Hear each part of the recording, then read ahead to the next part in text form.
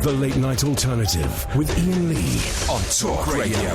We have ways of making you talk.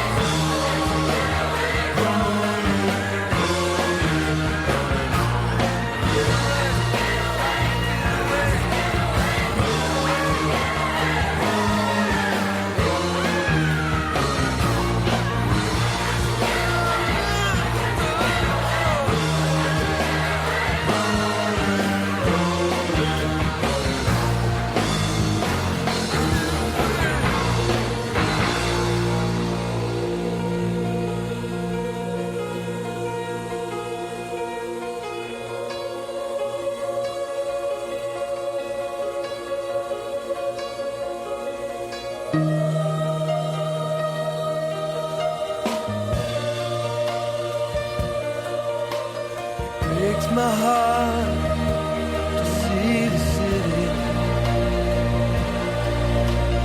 Wonder why it ain't pretty. Oh, I wanna cry, wanna cry. Come on, do it, do it, do it. You got to run away, you got to run away, you got to do it, do it, do it. You got to run away, you got to run away, you got to do it, do it, do it. You got to run away, you got to run away. Sometimes do it, do it, do it. You got to run Sometimes. away, you got to run away. Oh, that was a real last minute. I was going to play something completely different, and literally, as the news was coming to an end, I thought, no, let's start the show as we mean to go on by playing the lead track from 1977's Pacific Ocean Blue, the only album released by the drummer from the Beach Boys, and it's the best solo album any of the Beach Boys ever made. What a song, what a start to the show. Thank you, James, thank you, Ash. I'm saying that just as a filler while I'm trying to get my brain into gear. I'm still feeling a little bit fragile after the sharting and everything that has gone with it, and my sharting has gone viral. About 6,000 people have watched me sharing my sharting experiences. I mean, you must be proud. Very, very proud. Yeah. Ashamed and proud at the same time. That's the dichotomy within which I live most of my life. But still feeling a little bit fragile and not have much sleep. Let me just set the scene, guys. Let me just set the scene. Not had much sleep. And was on loose women today, which was great. So I had to get up early. I had to get up at 7. Got the kids up. I took them to school, which is great because I've not seen them all week, and it was lovely. And then straight to loose women. And I had a driver. Oh, Yeah, I had a driver that was his neck. who had the heating on full blast, and then he was doing that thing of when he was driving in London. Here's the thing I've learnt in London, and I learnt this again tonight when I tried to take a shortcut, right? At the best, shortcuts will get you there in exactly the same time. At the best. At the worst, they'll get you there later. And instead of just following the direct route through London to the London studios, he's like zigzagging, and I'm not feeling great anyway. And I'm for some reason, ever since I came out of the jungle, I get really bad motion sickness in cars. I don't know what happened. Something happened, but I had terrible motion sickness if I'm a passenger in a car. So I'm feeling terrible, blah, blah, blah. Then did Loose Women, which was silly and was ridiculous and was the most fun I've had in ages, and paid, if you saw it, paid way more than I'm getting tonight. And it was a joy. And I had an alcohol-free cocktail made by a proper cocktail man. Oh, was there stuff in that? I thought you were acting drinking. No, all the others had booze in, and then he said, if you want, I'll knock you up an alcohol-free one. So the one I was doing was acting. But it was empty by the time they came to you. Oh, yeah, no, because I've been drinking it. I've been slurping it. I thought it was one of those, that was delicious. No, I've been slurping it. It was great. It had grenadine and vanilla and all kinds of... Oh, it was wonderful. And I tell you what was nice was the warm welcome I got from celebrity psychic Christine Bleakley Lampard. Because I met her ages ago, right, on The One Show. I mean, but that was years ago. That was before David Cameron was Prime Minister, so you do the math. And I saw her, and she was... That's the most amazing way. She said, Ian, it's so lovely to see you. She stood up, she came and gave me a hug. That was incredible. And all the time I'm thinking...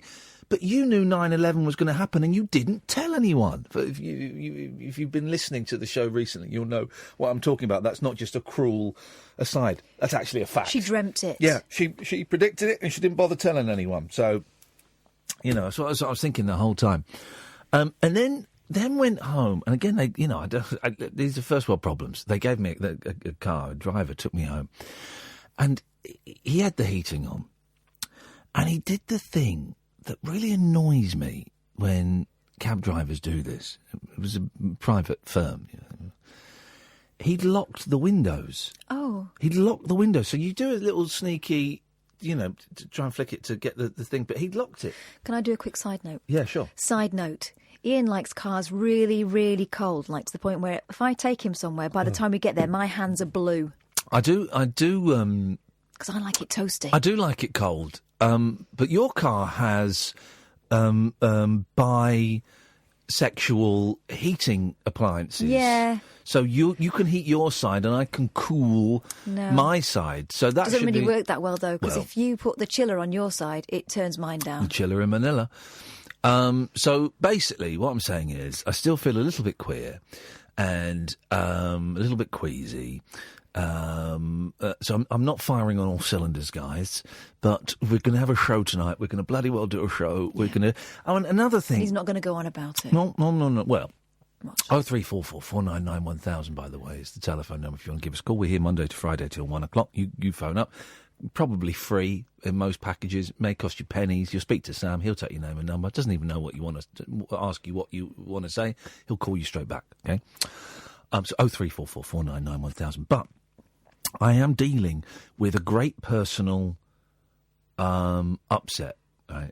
In that someone that I really like, who I thought we were going to become friends, has unfollowed me on Twitter. Now, I don't want to say who she is, because I know you lot, and what you lot will do is you will go and, well, I've unfollowed her, no, and it will become a thing. I don't want it to become a thing. But it's someone who I've met a couple of times and has been very nice to me, and even asked about coming on the show once, and I sent a DM to, wasn't responded to, and she's unfollowed. I just saw today she's unfollowed me because I just clicked on her name, hovered over her name, and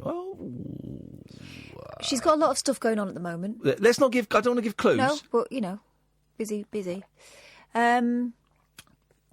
Well, no, listen, here's the thing. She made a conscious decision to unfollow me, and that's fine. And, of course that's fine. I unfollow people, I only follow, I think, 29 people, and I get rid of some of them from time to time. So of course it's fine, right? And in the great scheme of things, it doesn't really matter. But I can't help but be, I'm a sensitive soul, full of self-hatred and self-loathing and self-doubt. And I'm thinking, what did I do wrong? Did you do? What has someone said to her about me? Nah. What? Oh, God. Really, It might just have been that she wanted a round number. Oh, I don't look now. I mean, she's still following about 1,000 odd people. It's anyway. It doesn't matter. But these are the things that concern us in the 21st century, in our way of living. Lots to talk about this evening. People you've muted on Twitter. People who have unfollowed you on Twitter. Have you ever? If someone has unfollowed you, have you ever? Approached them and said, what was the unfollow for?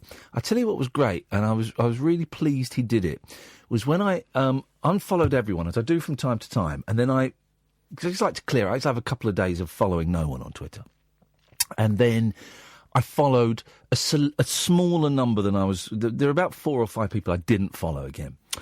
And one of those people I didn't follow again, through an oversight, was Jeff Lloyd, the fab broadcaster. Fab.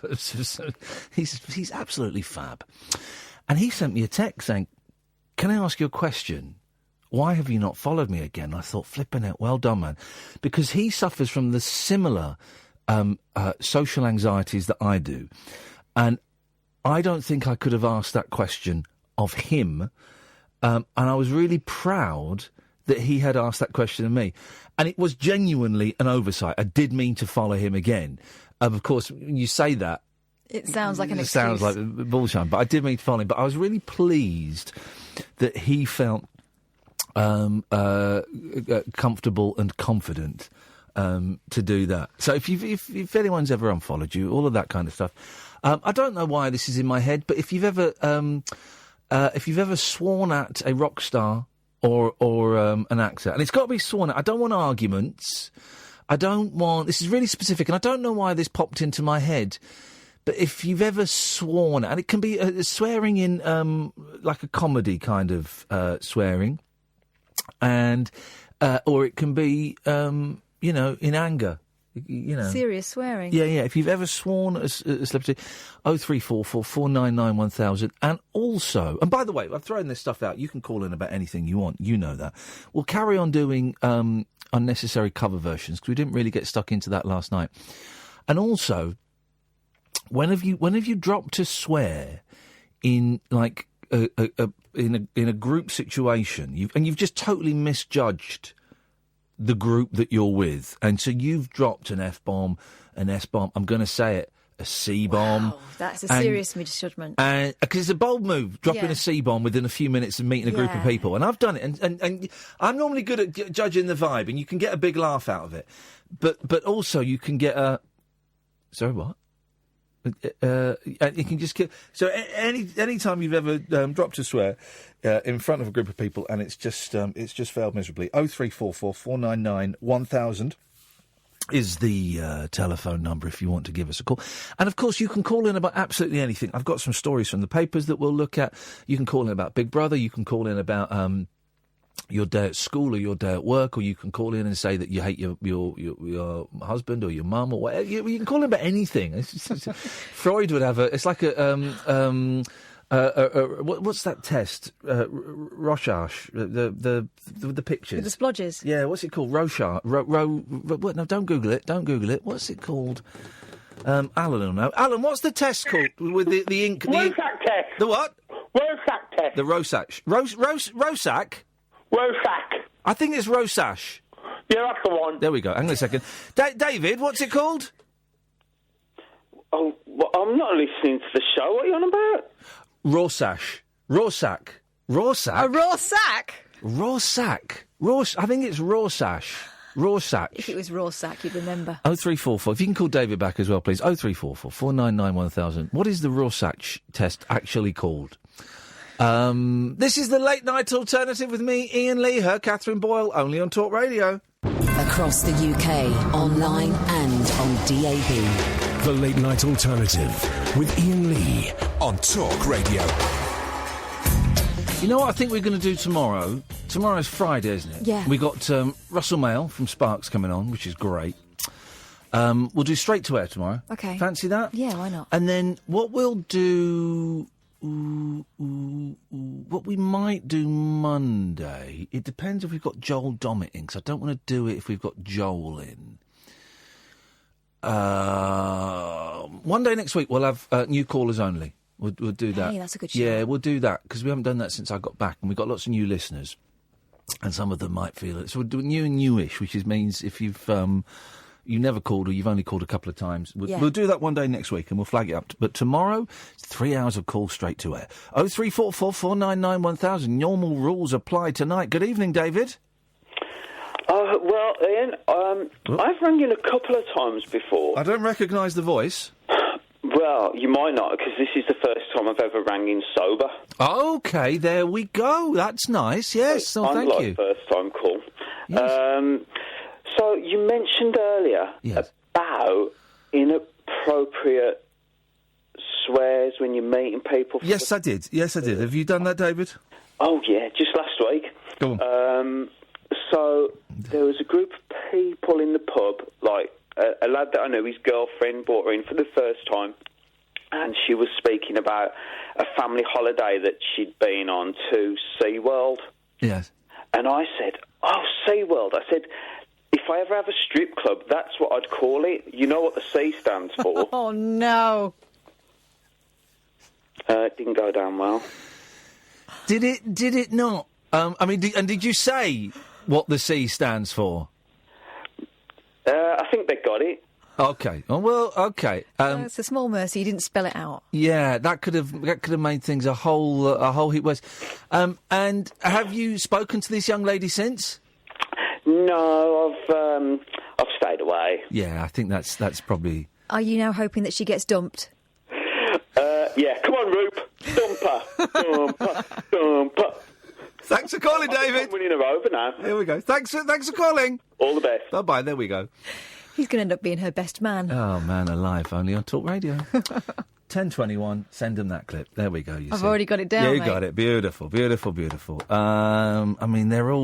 queuing up for us tonight. Let's go to Jerry. Good evening, Jerry. Hello. Hello, Jerry. I'm doing well again today. Not as good as the other day. I was on Bangor. Yeah, Kath told me she busted you. You haven't really got Parkinson's. I was doing really well the other day. What are they giving you that cured your Parkinson's? They just give me an extra dose. An extra dose of drugs. Oh, man alive. Well, double down on those drugs then, buddy. Doing well. Yeah. I'm doing really... Just need to calm down. I get excited occasionally. Of course you get excited. You're talking to a TV legend here. Legend, celebrity. Legends. A big star. A-list celebrity. See? A-list. A-list. Let's not go mental. Shut up, man. I'm A-list now. A-list. A-list. A4. Oh, was he just saying A-list as in I can't U-tree? afford you to come here anymore now. No. I can't afford you to come do personal appearances. No, I'd love to get some...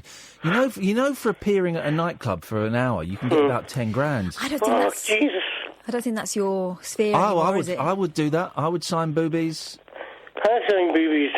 I can't ride though. My hands go all over the place. Yeah, well, I did sign a boobie once. Did you? I signed a boobie once. I think I may have signed an a-hole as well. What, an actual... No, you didn't. Not an a-hole, but bottom. I got the guy from Slipknot to sign my arse once. Corey.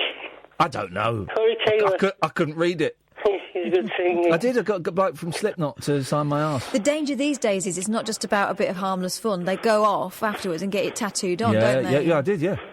No, but I did sign a boob once, just for just to see what it, because someone, I was like, Do you have to put a book underneath it? You know? No, it was. Well, they do wiggle about. That's all. That one didn't. That one didn't. Nick, what do you reckon? Did you hear about this wolf? Of a what? The wolf escaping. Oh, the wolf escaped near Reading. Yeah. What they're not telling you on the fake news is that it ate 3 children. Yeah, got 8 miles. But don't worry, the wolf, the lumberjack chopped it open, and the 3 children and an old lady hopped out. Yeah. So that's how wolves' intestines work. That's only the enticed in the back of a trailer. It was in the back of the trailer. Well, they're now suggesting that the wolf was released deliberately. No. Yeah, this is what they just said on the news at 10 o'clock, that they think it was released deliberately. Who's doing that? That is brilliant. That is brilliant. All the kids in schools were told to stay in because there was a wolf on the loose. What's the time, Mr. Wolf? What moron gave planning permission for a wolf standing next to school? Why did he give planning permission, sir? What did he say? I don't know. OK, well, I'm just going to nod and go, yep. No, what Sliders in the planning department gave permission to build a wolf sanctuary next to a school. Oh, we gave permission to put a wolf sanctury next to a school, yeah. It might have been Mr. B.B. Wolf. Yeah, as ideas go, it ain't the smartest What was one, the is school it? made of? Straw? Yeah. And he's friendly and he's sociable. Why put a fence? Why is he fenced in if he's so friendly? Why do we have wolves? Why don't we just eradicate them? Because they're not nice. They're not even nice-looking creatures. When you go to Woburn Safari Park, you drive through the wolf enclosure, and it's just like dogs. It's like ugly, scraggy dogs. Dogs, yeah, scraggy dogs. Scraggy dogs. I'm going to cut you off now, Jerry. The next bounce of the country. Years ago. I'm cutting you off. Thank you, my darling. There we go. I'll be done. Oh, dear, listen to that. Look, my phone's not doing what I need. We'll do that in a minute.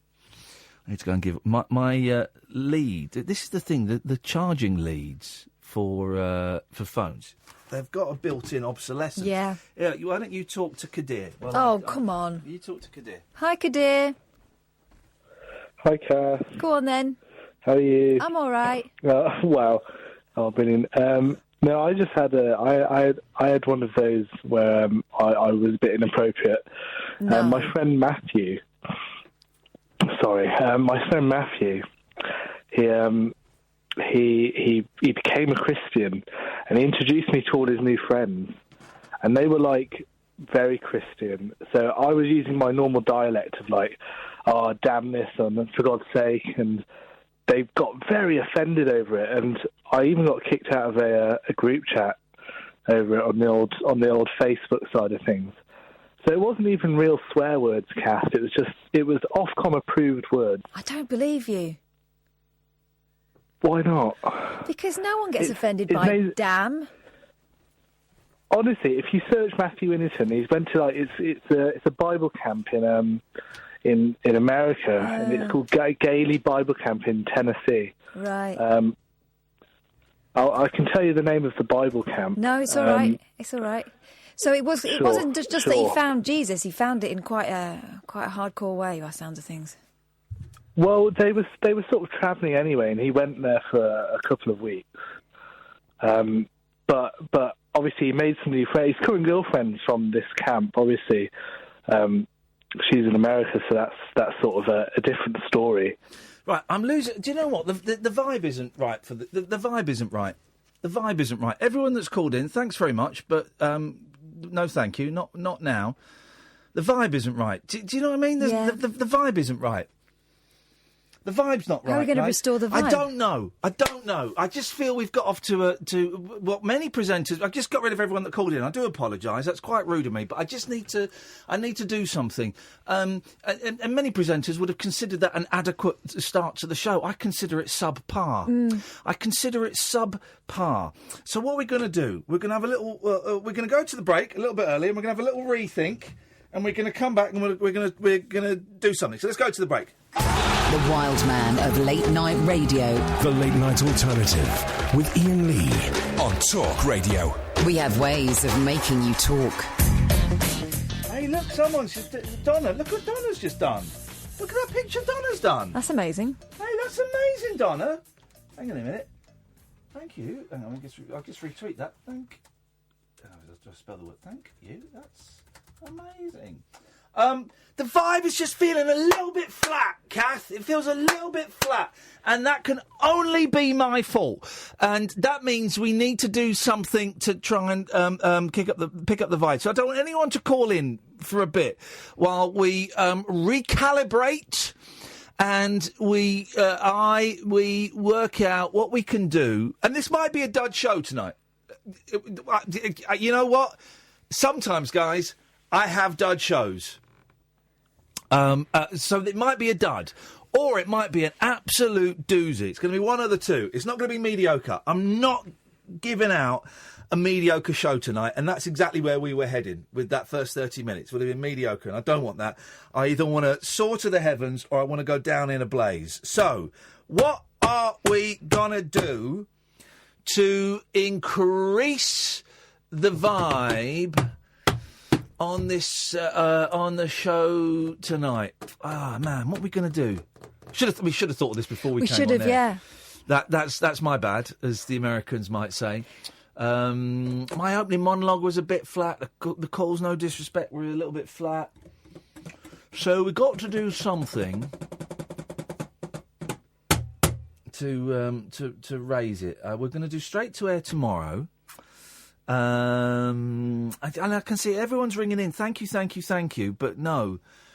Do we do new callers now? Do we do new callers now? I'm up for that. I'm taught that I'm erring on the side of that. I'm slightly concerned that I might have scared them away by having a breakdown on air just now. Here's one. Yes? Do we do shy callers only? Well, what does that mean?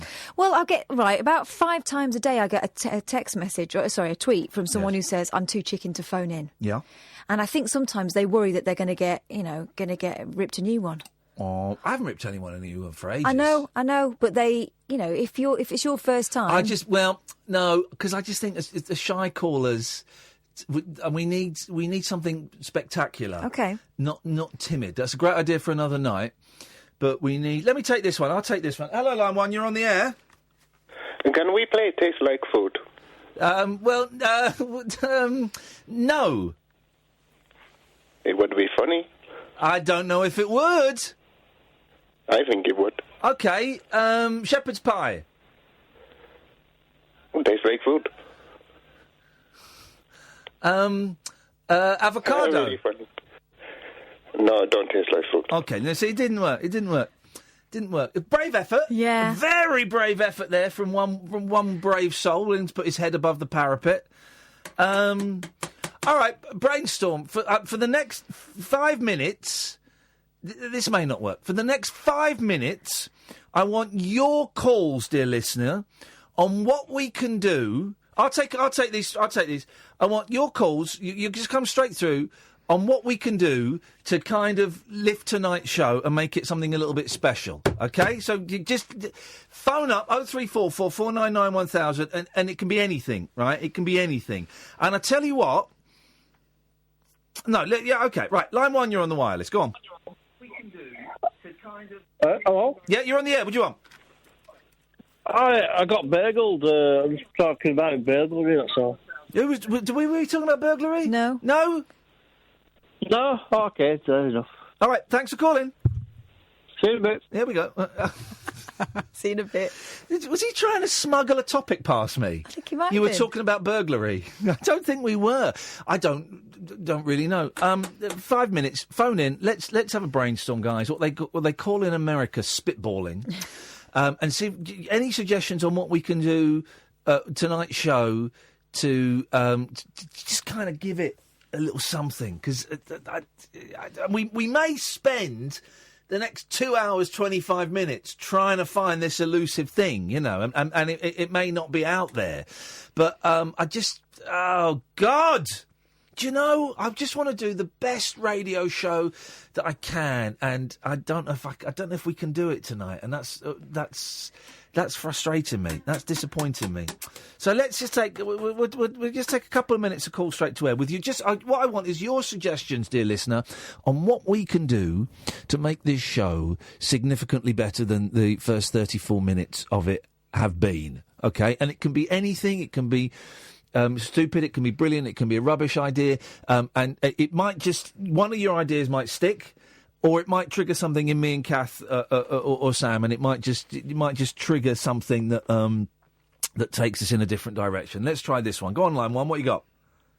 Well, we may as well just do straight to air all night. No, we're doing that tomorrow. Do something else tomorrow. You can have a think then. Just do straight to air all night. No, I don't. Because I tell you why I want to do straight to air tomorrow, because it gives people 24 hours to have a think about what they might do.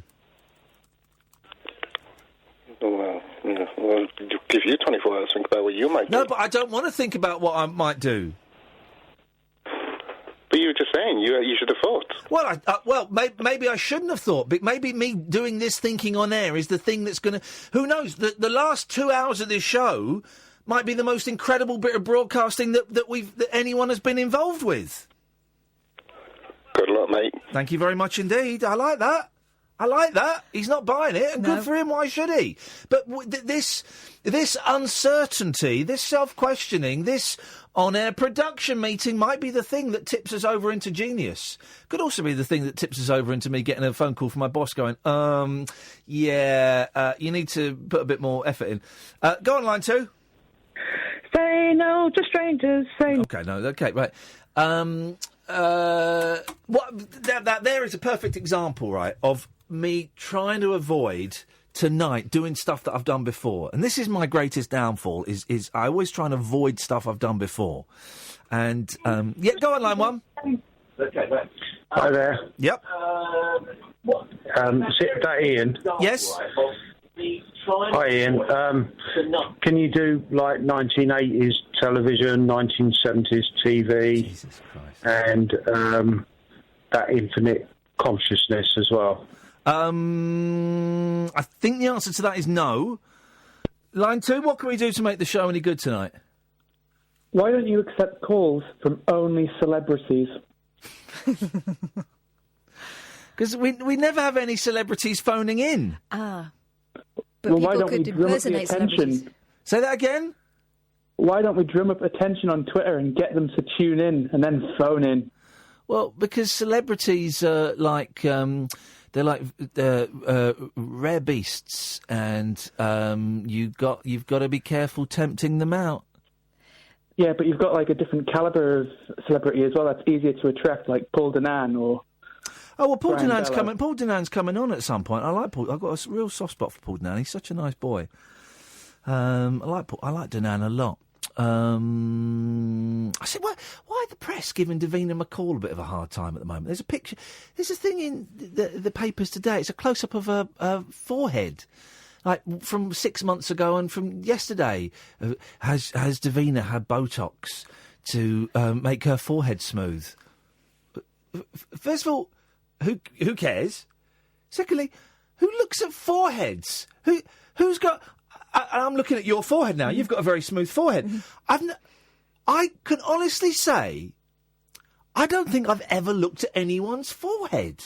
I can't remember. I'm looking at Sam's forehead now, and it's a weird thing. I'm now suddenly hyper-conscious of foreheads. It's a weird... What's my forehead like? God, do I need Botox in my forehead?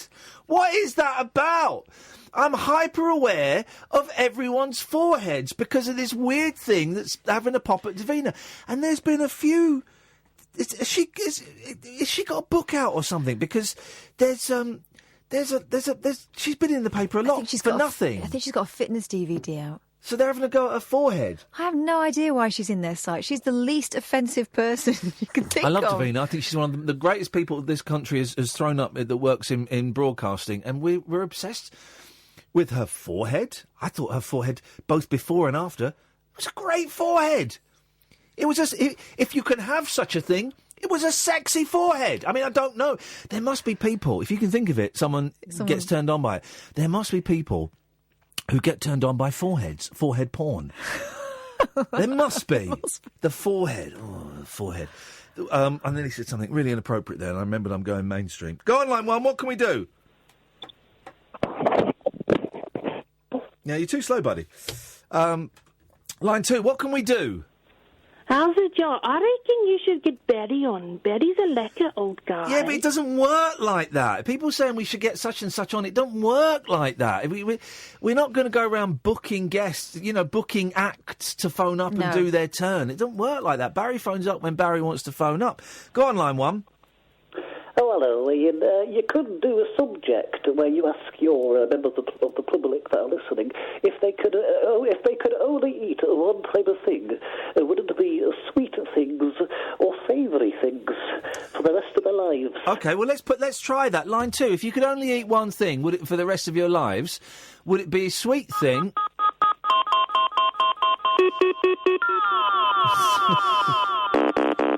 This is why I want to do this tomorrow. Right. Hello? Okay. Better than Downey? Yeah, a lot better than Downey. Oh, cheers. She's got nicest, soul ever. Right. Wow. Hello? Hello? Hello? Hello? Who's this? It's Rob talking for the Iain Lee show. Okay. I'll talk about the psychosis.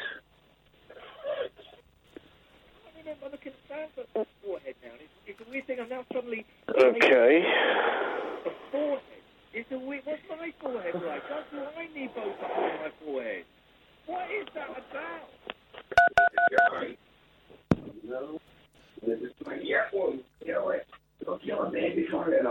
What the hell?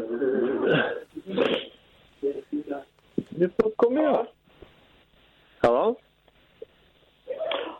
So, what are your ideas then to make this show better? Sorry?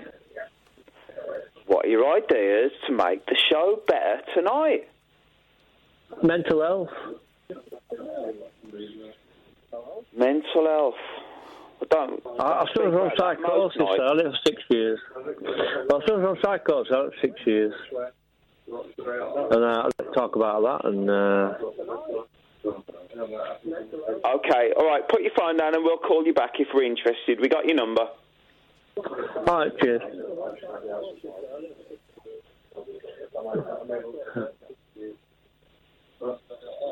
Anyone? Okay, caller, yeah, what do you want to say to improve the show? What ideas have you got?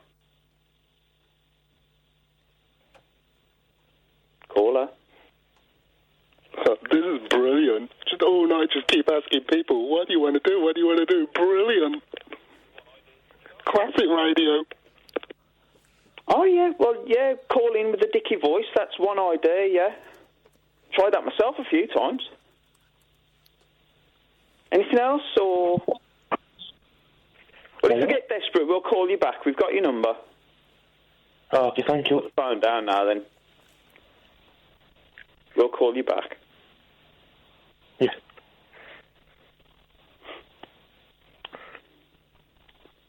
Anyone else? Hello? Oh, hello there. Question for you. Have you ever had a crush on a famous person? Who's this? This is just the researcher for the show. The researcher on the show? Yeah. My name's Clive. No, I don't think I have. All right, okay. Well, have you got any ideas to improve the show? Is this live on Iain Lee show and you're like somebody who's trying to talk to me and pretend you're research or something? We're just trying to decide whether you're worth putting online or not. Well, there's a lot of topics really. There's Brexit you can talk about. There's capital punishment. Don't that much, do they? No, talk about capital punishment, if you should have it back or not. You can talk about what to do with rapists. I mean, there's a lot of people that say you can bring castration back or perhaps another punishment. Those are really hot topics you can really discuss. Okay, yeah, and then what do you do with all the eunuchs? All the eunuchs? All the eunuchs, you mean rapists, yeah. Well, no, that's not my thing. That's what gets people talking a lot. That's what gets people talking a lot. Okay, well, we'll consider that. Hang on a sec, let me just check we've got your number. Okay, yeah, we got your number. We'll give you a call back shortly. Thanks for that. Oh, thank you. Bye-bye. I'll ring you straight back.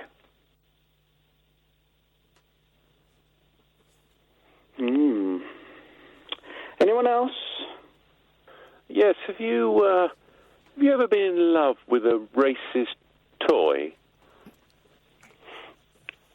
Have I ever been in love with a racist toy? That you've nurtured and loved since you were a child. Have you still got it now? I have. He's upstairs. He's a French golly, and I love him dearly, but I'm ashamed. He's in a box under the bed. Okay, and at what age did you get this French golly? I think we call it a golly in French. His name was Gigi. He was called Gigi. So what age were you when you got this particular toy? I would say about 3 or 4. He's got a blue pair of trousers and a yellow top. Okay, and what do you like to do with him? Well, nothing. He's in a box, in shame. Oh, right, okay. Well, that's probably the best place for him. It's a very interesting topic, though. I think we'll almost certainly call you back on this one. So it would be, have you got a racist toy that you're ashamed of? Have I got that right? Absolutely on the money. Good evening, okay, sir. Just one sec. Let me just make a note. Okay, then, yeah, we've got your number. We'll call you straight back. Beautiful. All right, thanks for the call. Oh, this sounds good. Tell me about yours. Caller.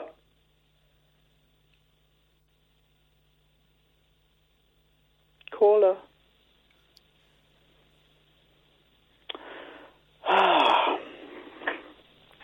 So, I had some ideas. If only I had someone to tell them to. Jacked up jive talk for janitors, jazz cats, and gin-soaked boys and girls. Is that the Mondo? If you're awake, you're a welcome. I've got 5 cactus needles stuck in my... The Late Night Alternative with Iain Lee on Talk Radio. So we'll do straight to air tomorrow. I don't. People are saying do a love bomb and do. I mean, I do like. Have you ever been in love with a racist toy? But I tell you what we're going to do tonight. I don't want any phone calls tonight. Me and Kath are just going to chat, and from time to time, if I look up at the screen, Sam, come and sit in here with us. Come and sit in here with us. Probably on that one, I guess. Whack that one up and give me an out time. Then when you're ready, come in and sit in with us. And we'll just have a chat. And from time to time, if I look up and I see maybe a number I don't recognise or a name we've not seen for a while, we'll just whack them through. But otherwise, we'll just sit and chat. Cool, Should we do that? Yeah. And let's just see where that takes us. Because I really don't... I don't want to... I don't want to repeat myself. And doing a Periscope Love Bomb would be nice, but we've done that. And doing the Straight to Air, that was fun, but I really want to do that tomorrow. And new callers, I kind of want to give that, a couple of days build up so that people can kind of think about maybe phoning in and things like that. Sam's coming in. Sam's never comes in and sits with us. It's all a little bit higgledy-piggledy. You get that wherever you can. Don't worry too much about the cameras because it's a radio show first and foremost.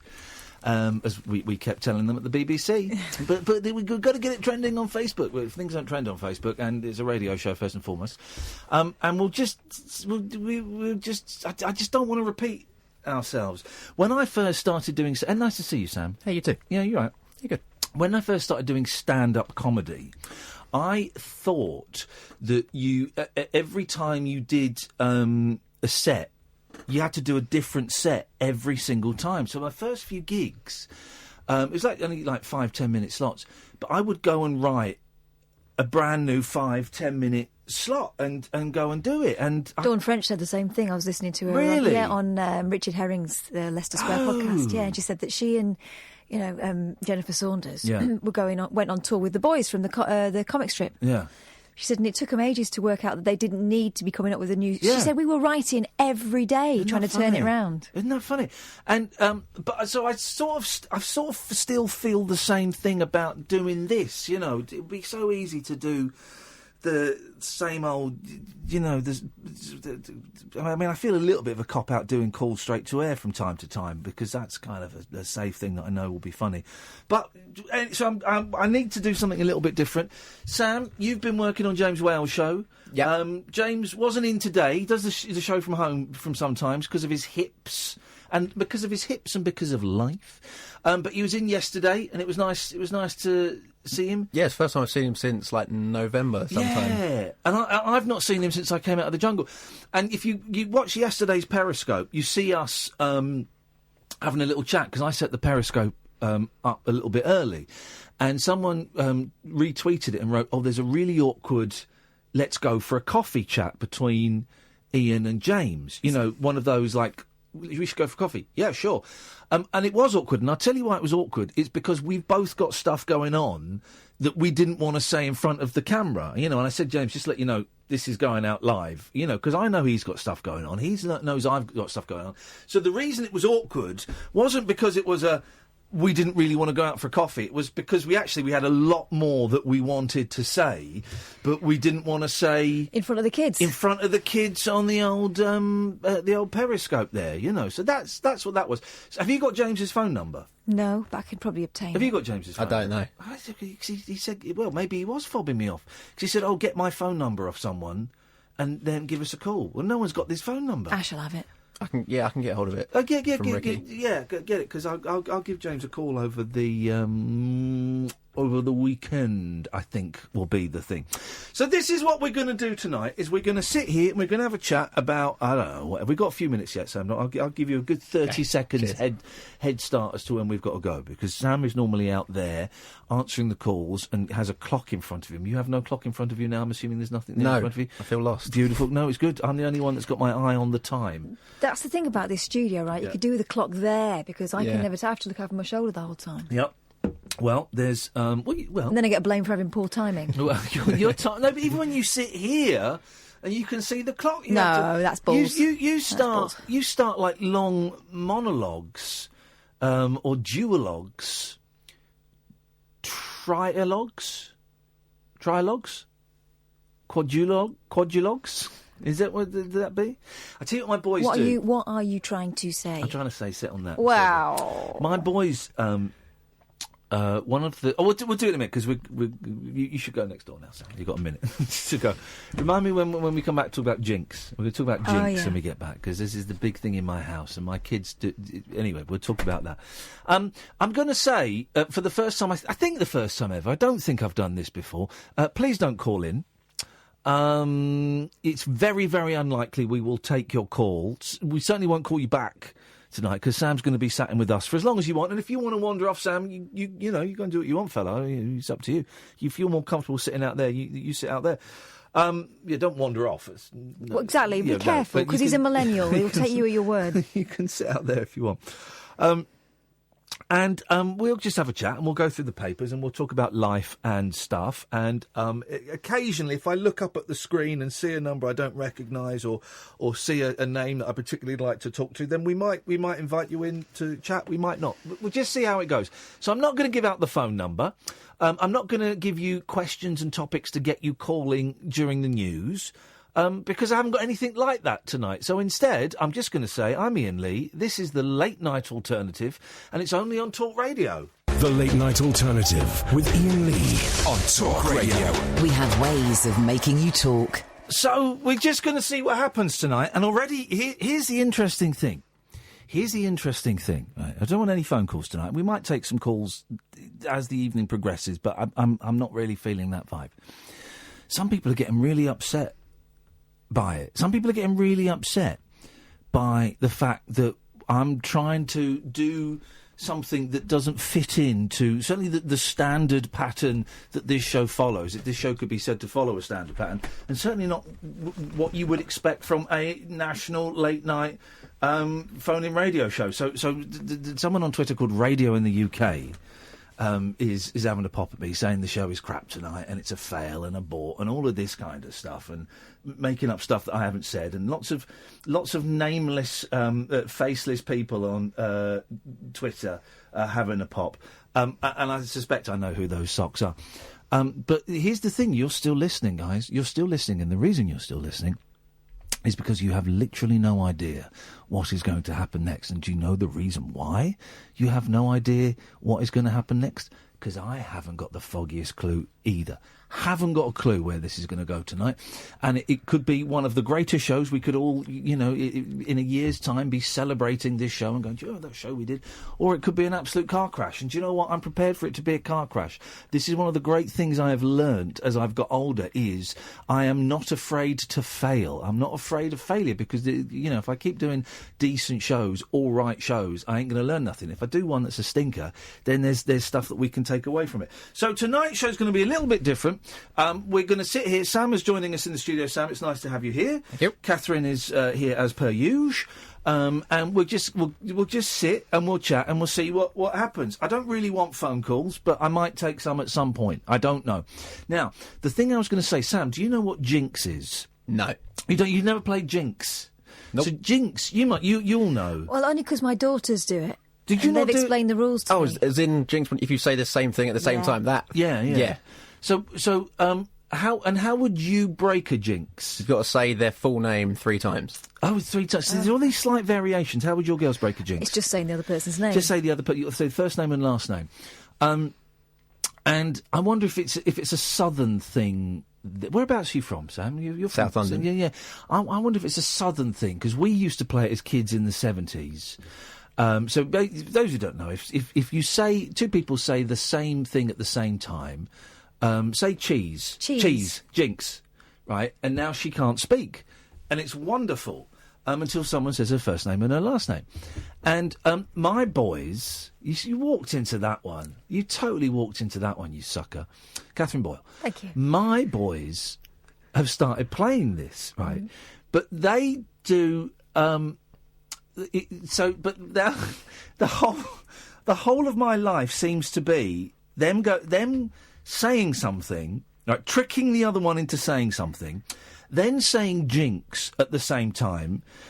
So then they go, how do they phrase it? Because when I was a kid, me and my sister used to go double Jinx, triple Jinx, quadruple Jinx, penta Jinx, and then I would never know what the 6th one was, and so she would always get me.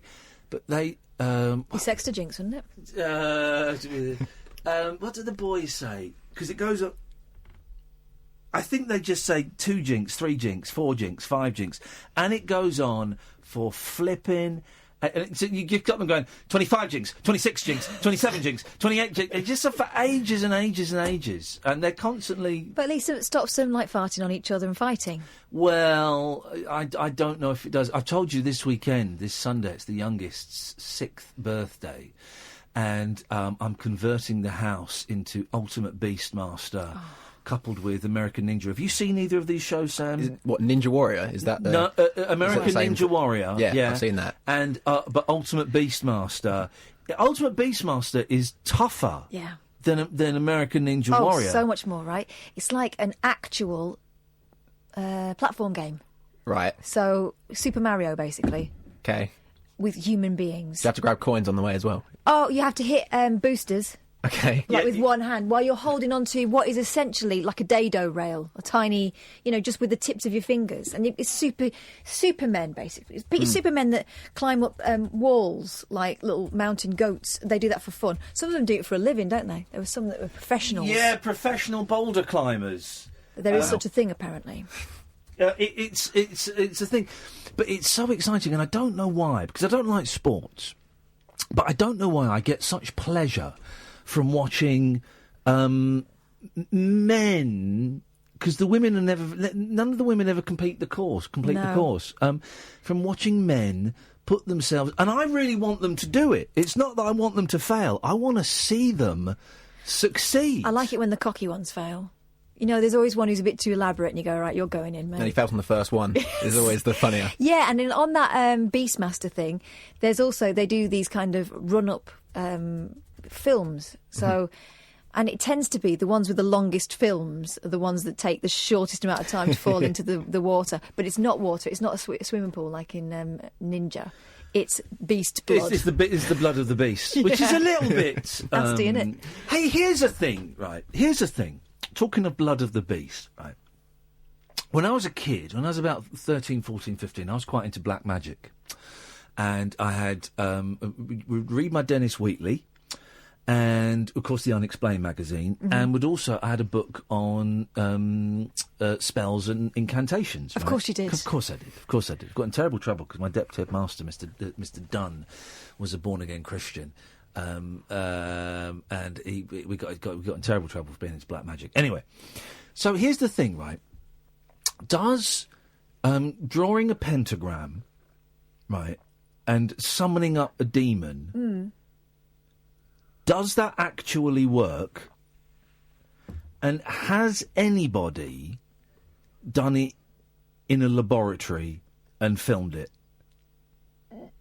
What? I would suggest Yeah. that it's all balls. Right. But Exactly. if the person doing it believes it enough, Yeah. they could end up doing themselves some damage with it Well, no, because they hang could on. convince themselves Well, that things no. were happening that weren't. No. Yeah. You can't convince yourself that you've been anally entered by Lord Beelzebub. I bet you can. Well, no. I mean, you're at your most potent magically, and I'm using magic with a K. You're most potent at the moment just before an orgasm. Is that right? Yes, sex magic is a thing. Is there science behind that? Well, this is what I don't know if there is science behind it. There is certainly a wealth of literature a bit behind it. But isn't that all about encouraging people to lose their virginity on moonlit heaths and stuff? Isn't that all just about just? Well, I don't know. It is, isn't it? No, there's one way we can make it magic, but you've got to be ready to make the ultimate sacrifice. No. Well, the ultimate sacrifice is to kill you. No, I think a virgin's blood is magically potent. You know, so if you sacrificed a virgin, that would be magic. But I think basically any old man slag and lady slag. I think. Oh my God. I think they can do the magic. I think they can. It creates a heightened sense of real focused energy. That's what it is. It's a real focused energy. Focus on your. Hello. I was just wondering if I could talk about what we're talking about. I think they can. Well, if you turn your radio off, you might stand a chance. My radio is on. Yeah, I know it's on. That's why I'm asking you to turn it off. Oh, can you turn the thing off? Oh, it's sorted. Turn it off. Good, Kitchen will listen to you. Okay, what would you like to say? I just think sex is amazing. What makes you say that? What makes me say that? Yeah, because I suspect you've never had it. I've never had sex. There you go. But I just think it's sick. I'm a virgin. You're a virgin? Yeah, but I really would like to do it. Okay. Well, it sounds like... Who's that gentleman there with you? It's my boyfriend. Okay, well done. That's why I don't really want to take callers tonight, because, if you're not going to talk about...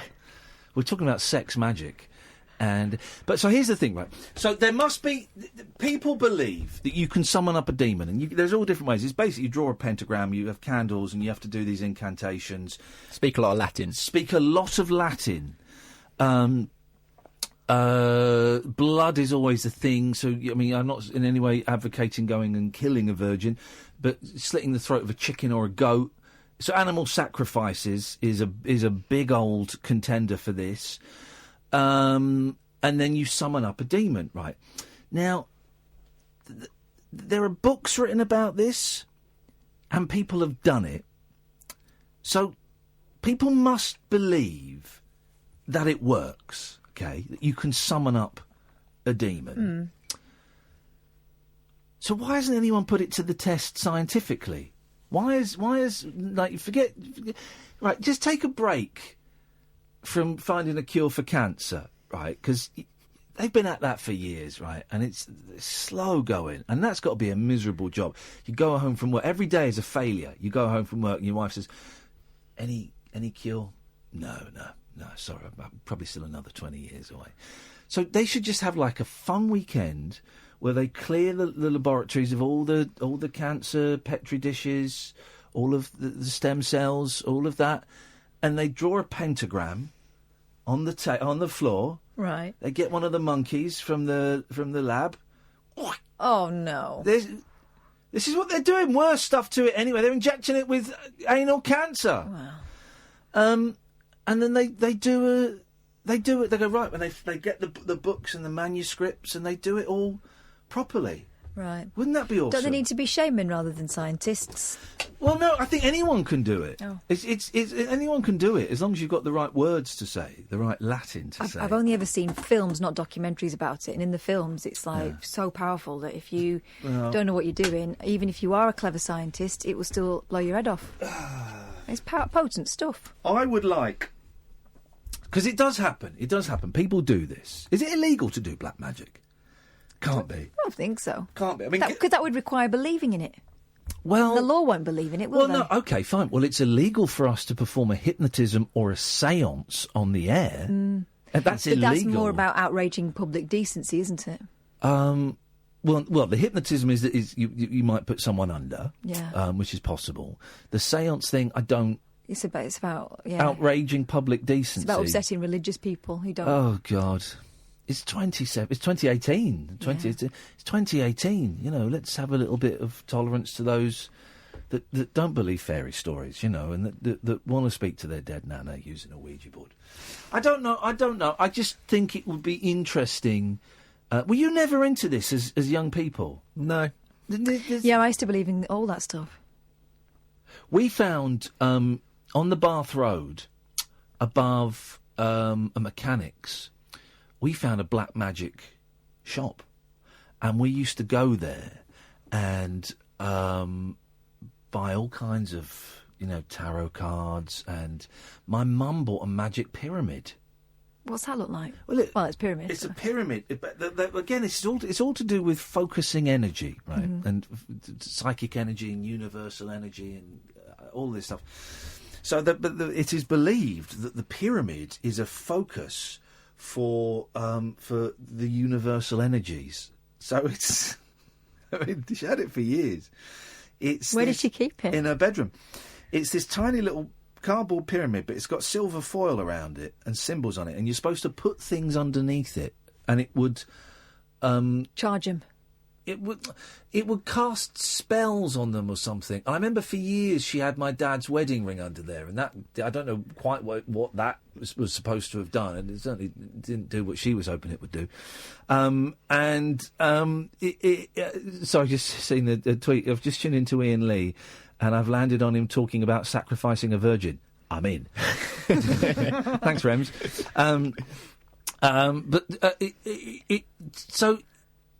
And we would go in there and we would buy books and we would buy all kinds of magical paraphernalia, hoping that... Now, right, OK, let's assume that 99% of it, absolute guff, absolute rubbish, nonsense. That means that 1% of it works and is actually... It exists and works. Right. Can we? This is what we need to find out, Catherine. Can we? And I don't want to go to a haunted house anymore. I don't want to go on a ghost hunt. Can we find some black magicists? Black magicians. Magicists.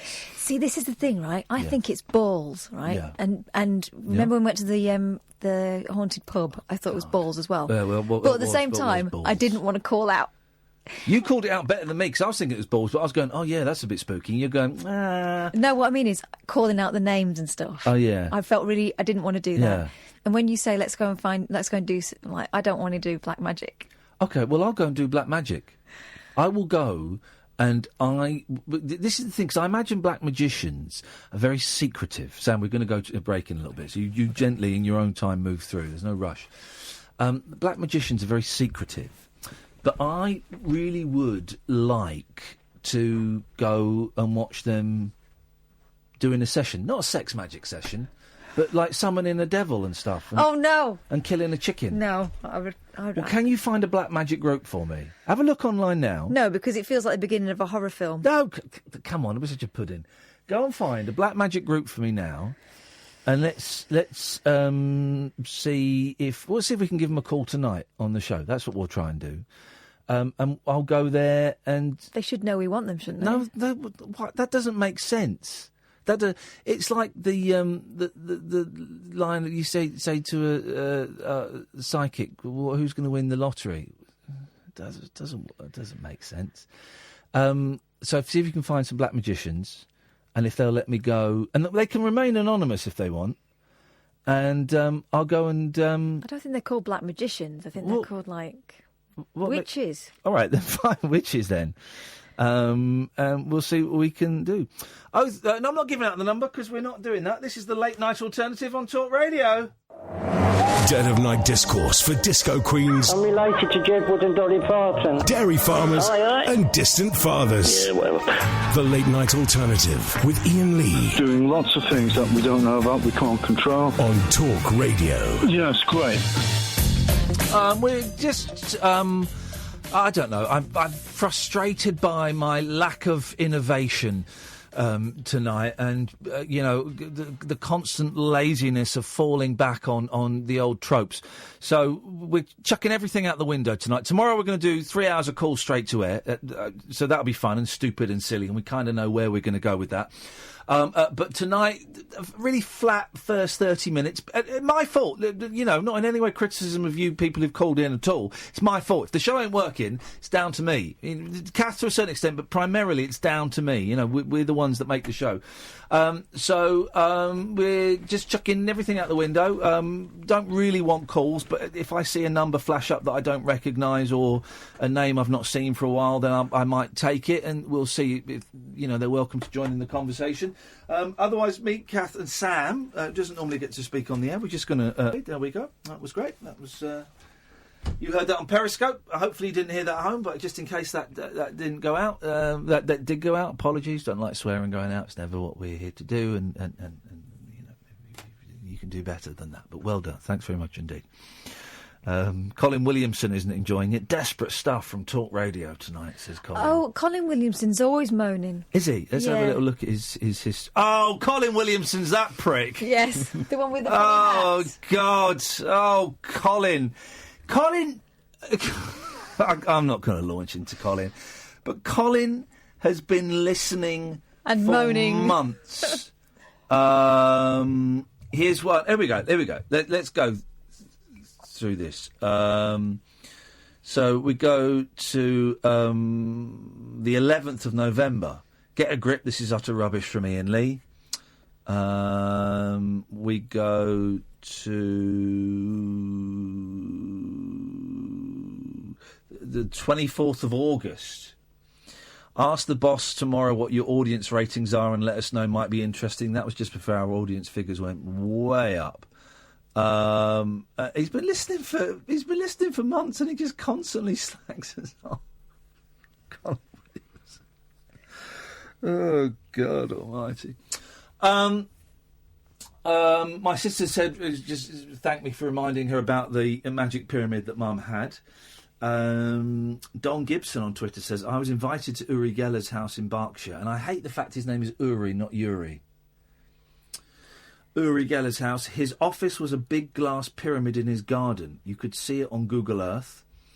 And then someone has sent us, Louise has sent us a page from her magic book about pagan magic, sex magic. Desire, this chapter is not meant for teen witches, it's strictly for adults. And, oh look, I just tried to wipe that off my screen, but I couldn't, because that pubic hair isn't on my computer screen. Shut up! I swear to God, that isn't on my computer screen, that's on her book, on the sex... Look at that, I tried to wipe that off. I tried to wipe that off there. It might be a cat hair. I don't want to be stereotypical. But... Desire is the force that holds the very atoms of being in place. To celebrate your lust, therefore, is to participate in the creative nature of the universe. For behold, all acts of love and pleasure are my rituals. Wow, sounds horny, huh? Sounds horny. There's got to be something in it. It doesn't have to be anything in it at all. But I'd be up for it. But okay, would you? Right? Do you believe in black magic and stuff, Catherine? No, I don't think I do. Sam, do you believe in it? Are you classifying stuff like Bloody Mary as a black magic thing? What is this Bloody Mary? If you say it 3 times into a mirror, someone allegedly turns up and. Well, some people say she kills you, but... well, have you tried it? No, and I don't believe in that sort of stuff, but I'll never do it. Yeah, Kath, I don't like it either. Kath, have you got a mirror? Yeah, in my bag. Get me a mirror and I'll do... why would you not do that? Why would you not do... I'm going to do a Bloody Mary now. How does that make you feel? A little bit worried. Does it really? Yeah.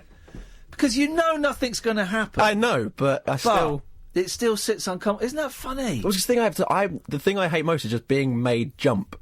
And I know that, because at home, if ever I do that, there's probably going to be someone nearby who's hearing it and is ready to sort of jump out and make me wet myself. You would have hated, when me and Kath worked at the BBC, we sort of with a woman called Kelly Betts, and the three of us, you know, we'd get in at 5 o'clock in the morning when there was no one else in, and it was the offices were dark. We had to go and turn all the lights on, and the three of us would just hide in the dark and jump out on the others. And Kelly was great because Kelly would film it, so she's got loads of footage on her phone of us terrified. But the best one to scare was Kath, because you got Kath. Thing is, someone could jump out and scare Kath, and then someone could jump out immediately after. So There are videos somewhere on the internet. All right, so I've got a mirror. What do I do? You say Bloody Mary into it 3 times. Yeah, like Candyman. And then just wait for like 10 seconds, I think it's supposed to. Okay, why don't you do it? No. Well, isn't that funny? Because we all know, right, that it's nothing. That nothing. We all know nothing's going to happen, okay? But yet you still won't do it. Yeah. And I feel a little uncomfortable doing it. It's all in the mind. This is the thing that I learnt in the jungle, right? Not I learnt in the jungle, that was made painfully clear in the jungle, is the amount of the fear that is in the mind, right? The scariest challenge, it's only a trial if Ant and Dec were there, the scariest challenge that I was involved with, and it wasn't scary for me, but it was scary for Amir, was the one where he was dressed up as a cat and he couldn't see anything. So this big cat outfit on. So first of all, his whole body was protected because it was covered in this cat thing. And he couldn't see anything. And I had to guide him through like a shop. I was watching security footage and I had to guide him through, and he had to get these things and put them in a sack. So, of course, in his head, he's surrounded by spiders and by snakes and by all of the, worms and all of this stuff. And there was nothing there. There was nothing there. There was one bit where he had to get this thing off of a giant stuffed dinosaur. And I said, right. And I was really describing. I said, right, in front of you, Amir, there's a giant stuffed dinosaur. It's a toy, the kind of thing your little girl might have, my boys would love. It's about 2.5 feet tall, and he would reach out for it and he'd touch it and go, ah! And he'd say, what? But what is really there? And I said, dude, I swear to you, it's just a giant dinosaur. And he said, and I can't say it because his line was, I don't want to touch no effing bee snakes. And I said, dude, there's no effing bee snakes there. It's a thing. And it was all in his head. It was all in his head. And this thing about looking in a mirror and doing this, it's all in our head. Mm. Still not doing it, though. Do it. Do it. Go on. Come on, Sam. You can do this. You can do this. Now, just to say, right, if Sam dies tonight on the way home, we come in tomorrow and there's like Emma or someone out there, and we go, where's Sam? Have you not heard? No, what happened? He was found with his face and his gonads ripped off. Whoa! Under a train track. And but his body had aged 100 years. That'd be wicked, wouldn't it? Okay, I'm going to phone in sick tomorrow now just to scare you. If you phone in, though, it kind of undermines the whole thing, doesn't it? Didn't think that through. Unless you go, I can't come in. Go on, let's be having it. Go on. Don't have to. This mirror's very. I don't know this. Bloody Mary, Bloody Mary, Bloody Mary. I'm alive. It's something. What is that? Go away. and look, nothing happens. Nothing happens while you're being watched. Oh, no. And nothing happens. And someone's just tweeted, boo. So I'm keen, if we can find... Have you found any black magicians, any witches? I have contacted... I don't want white witches. White witches do my nut in. Well, hello, I've I'm a white witch. I've contacted a woman in America who's like the go-to for all things Wicca. I don't want to go to America. I want to do it like in Oxford or something, Oxfordshire. Oh, I was just going to get her on the phone. Oh, Just okay, as an fine. introductory thing. Oh, yeah, we'll get her on the I'm phone. casting my net wide. Yeah, but Because, I don't. people are not up. I don't want one of the black magicians. Let's come up to just half Busy. an hour. And it's their time. Yeah, Busy. And I don't want a white witch because white witches do my nutting. No, we just can't. We just do nice spell. I don't want any of that. I want someone who's going. Yeah, we slit a chicken's throat at the stroke of midnight in a pentagram, and we have sex in its blood, and we summon up the devil. Those are the people I want to talk to. Those are the people. I'm guessing they might be a bit busy. Like catching a chicken. I don't know if they... Could you kill a chicken if you had to? If I had to, yeah. Well, okay, what Because by its very nature, I would have to. Well, would you want to kill a chicken? No. Would you not? No. Would you want to kill a chicken? I wouldn't want to kill anything. I would like to. Would you? I would actually, yeah. Oh, why? Well, I would, and I've thought about this a lot, because I was a vegetarian for a long time, like 26 years, and I've been eating meat for maybe about 4 years now.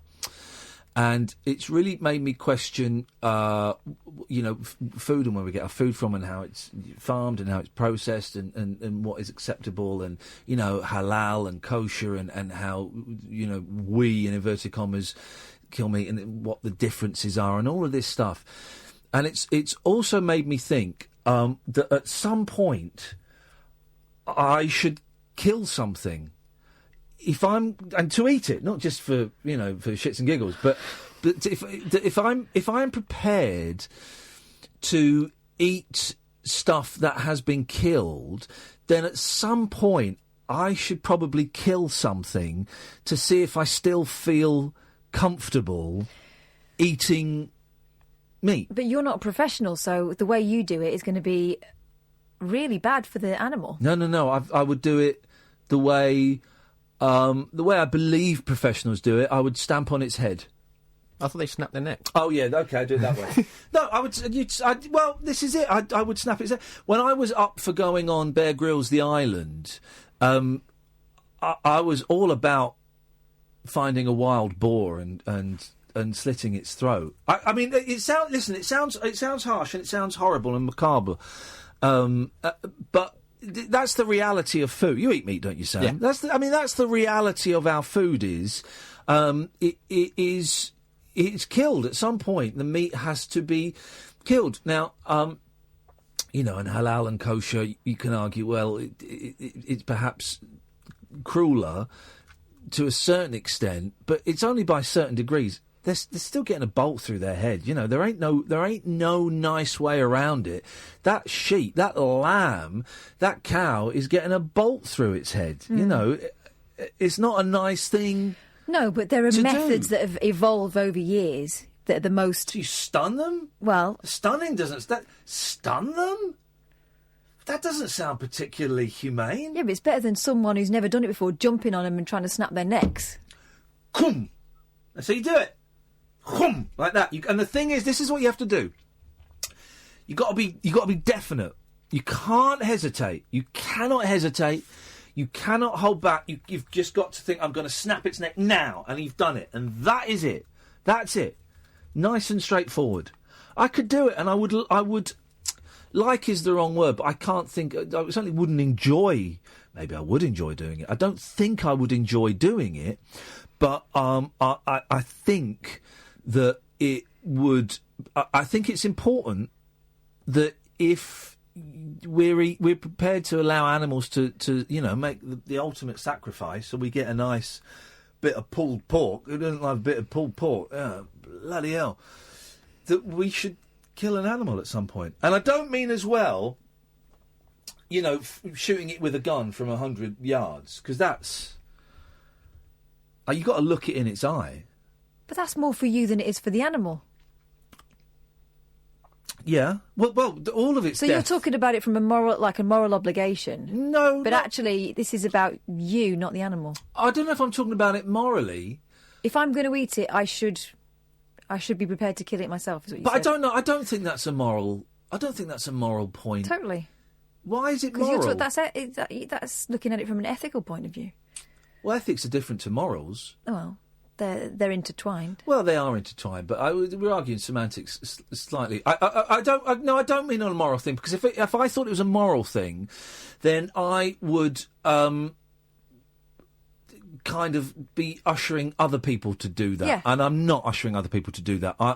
This is my personal journey. I feel that if an animal is prepared to sacrifice itself for me, then I should be able to look an animal in the eye and kill it, and see if I can then sleep easy after that. The animal isn't sacrificing itself to you. The animal's got no idea it's making any kind of gesture. Man, we're getting into some heavy shit at 25 minutes to 12. Not though, is it? Animals just go... All of a sudden it gets on a bus. No, they know. With its mates, and then it gets herded to this place that smells of death. No, they know. They know exactly what's going on. They go quiet, don't they? They go quiet, and they start walking backwards. The cattle, when they're in the line ready to get killed, and they suddenly twig what's going smell on, it. they start walking backwards, and they try and get out of there. That's exactly what they do. So they are making... I mean, it's a sacrifice. It's not... Okay, oh, fair enough then, that he needs a burger. Well, no, it's not. It's not that there's something they can kind of back out of it. But they're sacrificing their lives for us to have, a McDonald's, a Mackie D's. We're using them. Yeah, go on, line one. Hiya. Hello? Hello, yeah.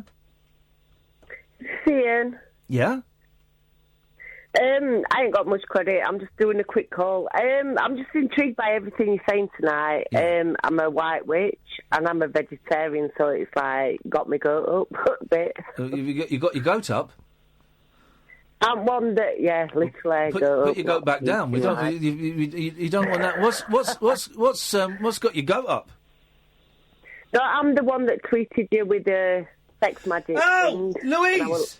Yeah, it's Louise, yes. Hello, Louise. I'm still looking... might cut off in a minute. That's all right. Can we not phone her back quick? I'm sorry, but... No, we'll keep bloody... phone me back? No, we're good, because we're not going to phone anyone back tonight, so I'm sorry. Oh, no, actually, do you know what we will? She's running out of credit. Yeah, all right. Sam, go and give Louise a quick call. Go and give Louise a quick call. We'll do that. But I'm not really that bothered if she's running out of credit, to be honest. I just that kind of vibe I like about the show tonight. Louise, stay there. We'll find out whose pubit is on that book.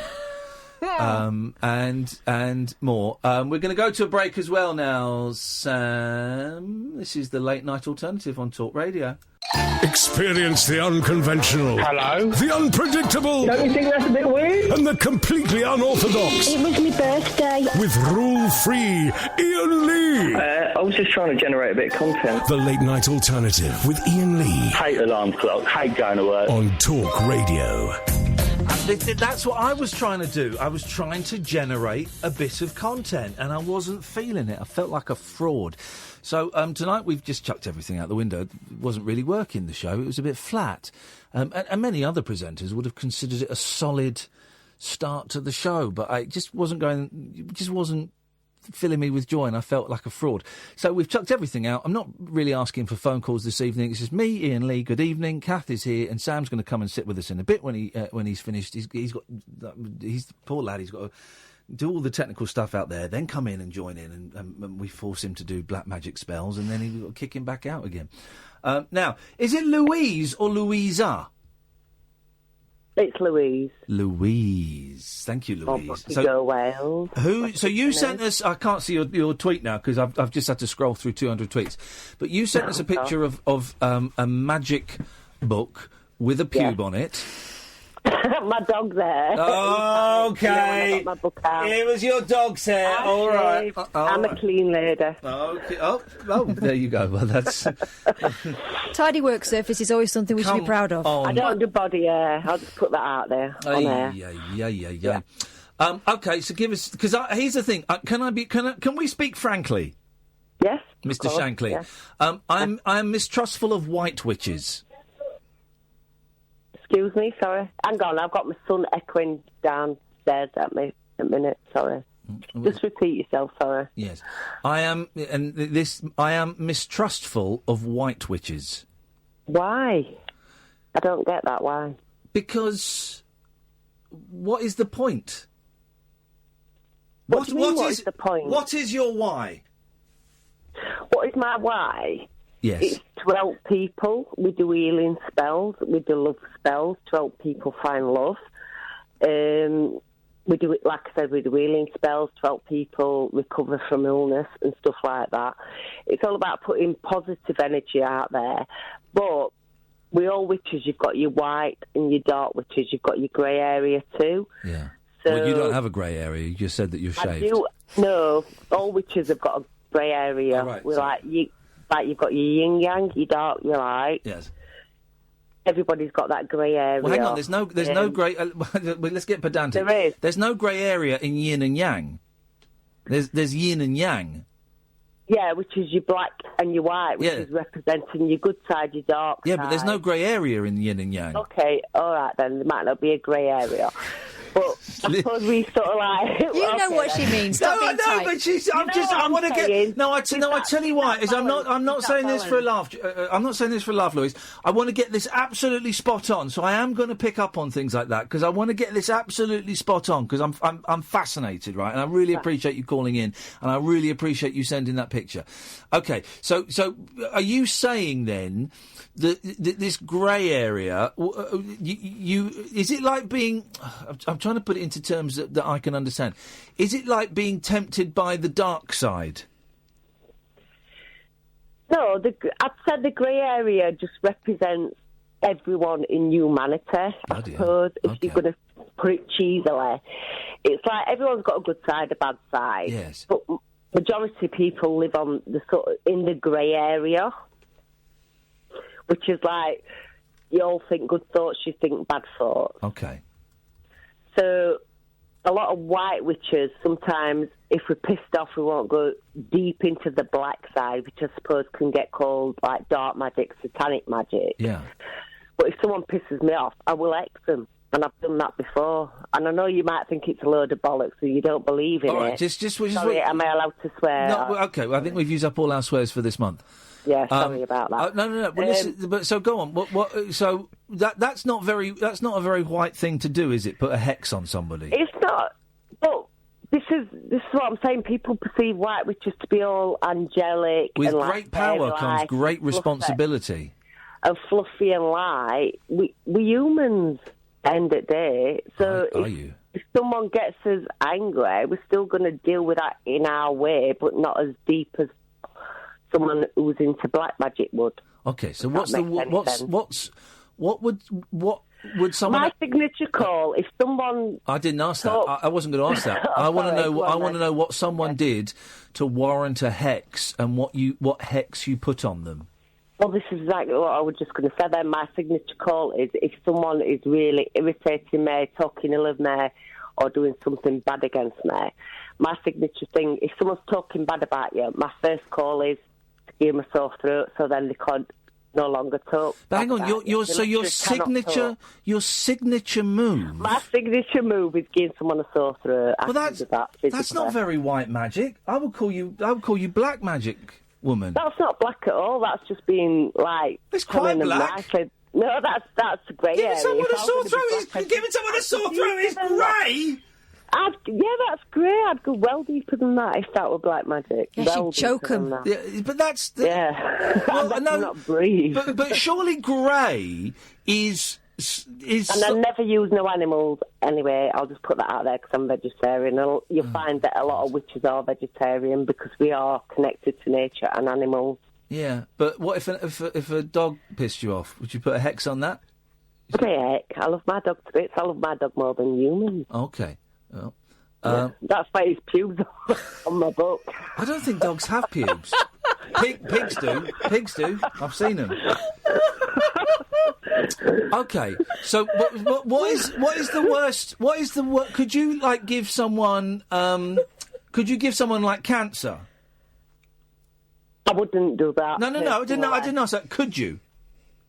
I don't know. I've never tried. Is there a spell to give someone a disease like that? There's spells to do bad things, but I've never personally wanted to do that. That's all I'm going to say. I don't believe you. There is. I don't know. I believe that there are spells to give people bad things. Go down that road, I don't believe you've never done it. No, I'd never do that. I don't believe you. Why? Because why do you not believe me? Because you're a very emotional. I've never wished death on somebody. That's horrific. Well, hang on a second. I've not. Who's mentioned death? You've just said death spell or cancer. I'd never do that. No. Isn't this interesting? Isn't this interesting? I didn't mention a death spell. I thought you just said death or cancer. No, I said cancer. Yeah, but which? I didn't mention death. Normally finishes in death. It doesn't always. There's remission. Isn't it funny where your head is? What you're hearing that isn't being That's said? That's just from my family background. The normal people I've had with cancer. But you thought I'd said the word death. I didn't say the word death. I think it's just because I associate that word with death. All right then. Yeah. But you're obviously a very emotional woman. Yes. And sometimes when we are emotional, we lose ourselves in rages and in tempers, right? Yes, I agree with that. And I do not believe that you have not at some point, in a rage... Shut up! Sorry, my dog's trying to get his pennies with him. Put a hex on his throat. I will do now. Did you put a hex on his testicles and get them chopped off? He's already had that. There we go, you see. I do not believe that in a rage, because I bet you get... Just then when we heard you tell your dog to shut up, that was low level, but that was still quite funny. I bet you get huge. That's because he left that pube we were up to. He's embarrassed me tonight. So I do not believe that you have not, in one of your wild, sweeping rages... done a really bad spell on someone. I want you to die. I'm not like one of them. Can you do me a favour, Louise? Can you just, in that voice you just did it then, can you say midnight? Midnight. That's her. 40 years later, we found her. You're the woman that phoned up my house and scared the life out of me when I was a kid. Did you get hexed as a kid? Yeah, I got hexed as a kid.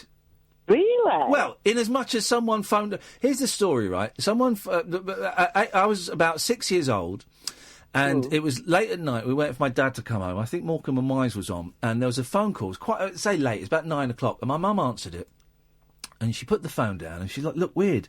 And I said, Mum, who was that? Who called? She went... Oh, I don't know, but it was terrifying. It was this voice, and this woman just went, midnight, and then put the phone down. And I'll be honest, Louise, that is the single most terrifying... Shut that bloody dog up. That is the single... Oh, it's a common witch. That is the single most terrifying thing that has ever happened to me in my life, and the worst example of bad parenting, of many. You know, this is from a woman who bit me to stop me biting my sister and the cat. That was the worst bit of parenting she ever did. Oh my God! Okay, but what would you have to do to put a bad spell on someone? I mean, if the worse the spell, do you have to slaughter an animal or do it on a pentagram? I've never slaughtered an animal. I wear a pentagram. I've got one tattooed on my back. Oh, so you can do it on your pentagram? I've never actually. It's not answering a single question. Physically slaughtered an animal in it to do a bad spell on the answer your question. Well, that wasn't my question. What was your question? The question was... I told you I'm a bit inebriated. There we go. I'm not as bad as some of your callers. Oh, God, trust me, you're one of the more sensible ones. The question was, is it the stronger the negative spell, the more you have to do? For example, if you were going to give someone a fatal disease, would you have to kill an animal? No, not at all. The simple way of breaking it down is spells are thoughts and thoughts are words. If you remember it like that, everything you think is a word. Yes. And basically, your words are your thoughts and your thoughts are a spell. If you can learn how to emit them out into the universe... Yeah. Sometimes it can be with positivity, sometimes it can be with anger, like you say, if you're in a bad mood, if you're wanting to X someone. That's all a spell is, basically. With a few tools thrown in. Is it true? You've got to have the elements at Earth.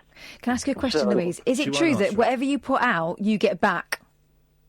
Threefold. Yeah, is that true? I've never had that personally. Like I said, I've given people sore throats, but I've never had a sore throat. If I give someone a sore throat, make it last a week, I've never had a sore throat for 3 weeks. So I'll just put that out Okay. there. Well, we're gonna. Okay. There's obviously one thing we have to ask Louise to do. So who wants it done to them? Who wants a hex put on them? Catherine? Sam? Yeah, sure. Well, hang on a minute. I've already done one thing. I can't let Sam The have only it. thing I can do is sore throat at the minute. I'm still learning after 5 years. Oh, 5, 6 years. she's an amateur. This is it. You I say. am an amateur, but it Put takes a hex time on. and Go on, do me. concentration. I don't mind. All right, do a hex on Kath. I can't do it right now. Obviously, I've got things to do, but... What have you got to in a do? couple of days, she might have a bit of a sore throat, yeah. Sorry? At the end, what did you say? In a days. couple of days, she might have a bit of a sore throat. Is that it? Is that on? Yeah. Is that the And then spell? it'll get worse. Is that it? Don't give me. Then You may I'll cough. concentrate on Kath tonight. Don't give me a We'll see really what bad one. Just give me a little tickle. You want a really bad one? No, I don't want a bad one. Make her lose her. For that now. Make her Really lose. bad one. God, make her lose her voice. I think I should get Iain, and then what's going to happen to your show then? Oh. If you get one. Mm. Okay. Well, You'll have to do sign language or type. won't you? put one on me. Give me one. I'll give you both one then. All We'll right. see what happens. Cheeky. And sex magic, you into that?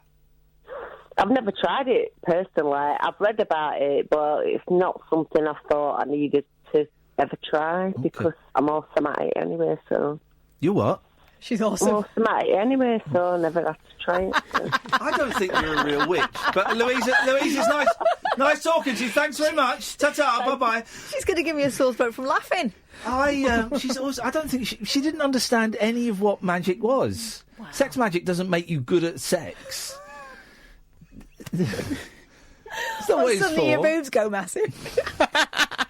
Or suddenly you're Claudia Schiffer. We're going to go to a break in a second, Sam. Thank you, mate. Sorry, you're running around all over the place. I enjoyed that. Thank you, Louise. There we go. That was an hour. Funny. That was an hour. I enjoyed that a lot. Well, let's. So doing the spell is going right. In a day or two, you'll have a sore throat. You might have the start of a sore throat. You might have the start of a sore throat. I've got one through from James. I've put a hex on you. You might get the mild sniffles in the next 2 or 3 years. So beware. Guys, don't call in. If you do, we might put you on. We probably won't. We're just going to sit here and chat for another hour or so. I'm Iain Lee. This is the Late Night Alternative on Talk Radio. Across the UK, online and on DAB. The wild man of late night radio, Iain Lee. Differently interesting nocturnal emissions from a legend of late night radio. On air and off the leash. The Late Night Alternative with Iain Lee on Talk Radio. We'll get you talking. Well, something weird has happened, right? And this isn't a thing. And if you're watching on Periscope, you'll have seen this unfold before your eyes. Okay? You can watch it on Periscope, periscope.tv/Iain Lee.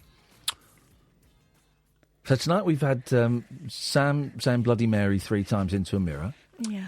We've had a white witch, putting a hex on Catherine and myself. White wine, Rich. Well done.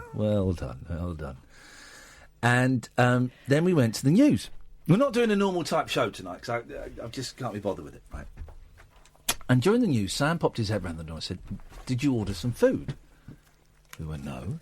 He said, "Oh, because reception have called up to say the food that you ordered has arrived." And so suddenly we're starting to go, well, this is weird, okay? Now this is a weird thing. So being the brave man that I am, I sent Catherine off to get it. You came back. That's a bonus. Yeah, do you know what? I went downstairs with Pat from next door. He was going down. Yeah, he was. I was about to get in the lift and he went, "Oh, I'm going down to reception." I went, "I'll come with you."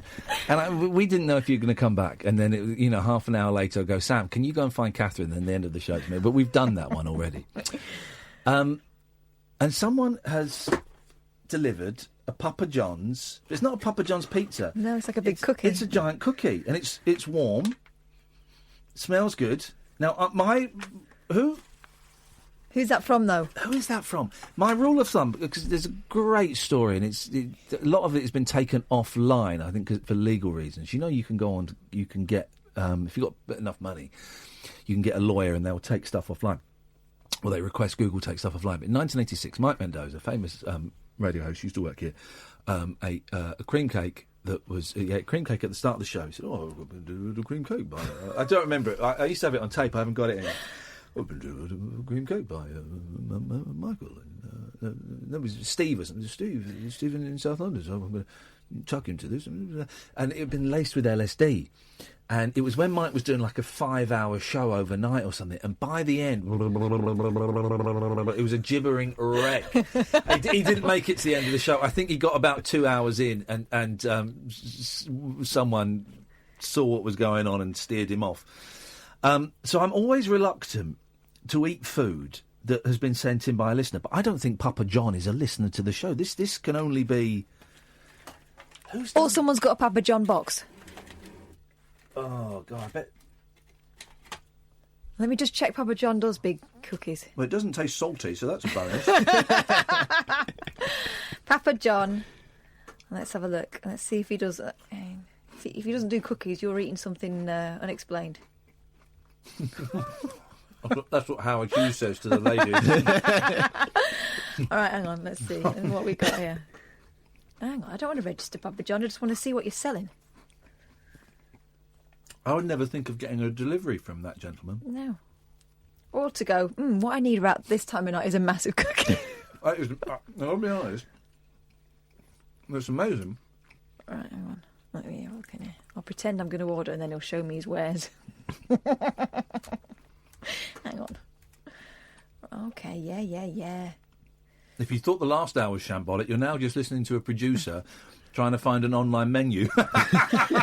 Giant choc chip cookie. It looks similar. You're probably safe. Do you want some? Or something else still could have been put in it. Heroin. I'll be the judge of that. Seed. Cathal, no. That smells fine. Come on, Sam. We're all doing it. We're all taking it. It's delicious. A bit dry, but it's delicious. The best warm cookies. Thank you, Sam. We've got another piece each in there. The best warm cookies are from Domino's. You get 4 hot cookies. Oh, too much though. Oh, I know you don't. Well, I end up eating all 4 cookies. I love it. They are great, aren't they? Yeah, we always have to order a box each because we can never want to share. Oh, they're amazing. Although, when I was in the jungle, sorry to keep going on about it. Everything seems to go back to that at the moment. I'd noticed there's a gelato place near me in Windsor, right? Really nice gelato place. And I take the boys there, and the boys, despite all of these wonderful options, they always have strawberries and cream crepe, right? And we order from the adult menu. We don't go from the kids menu. They want that. And I noticed before we went away that they'd introduced hot cookie dough with ice cream on top, right? As the thing. And in the jungle, I built this up into this big thing in my head: hot cookie dough with ice cream. What hot cookie dough with? I would fantasize about it because all you do is think about food a lot. And when I came out, one of the first days back, I took the boys there, and I had the hot cookie dough with ice cream.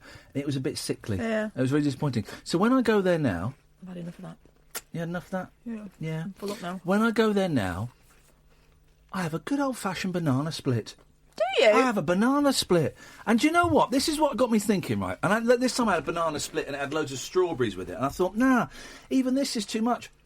They're trying too hard with desserts now. They're trying too hard to make them too fancy. I mean, the boys get these crepes, and it's you just think, well, that's kind of the limit because it's continental. But these gelato places, you get these menus, these huge menus, and they're all these different combinations of.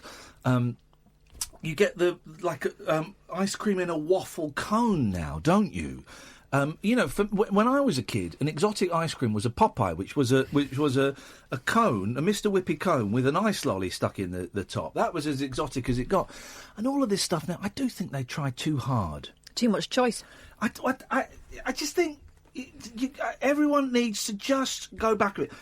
It's like what I would really like is for someone to re-release an old album from the 60s or 70s just exactly as it was. No bonus tracks, no demos, no unreleased alternate mixes, no live, nothing.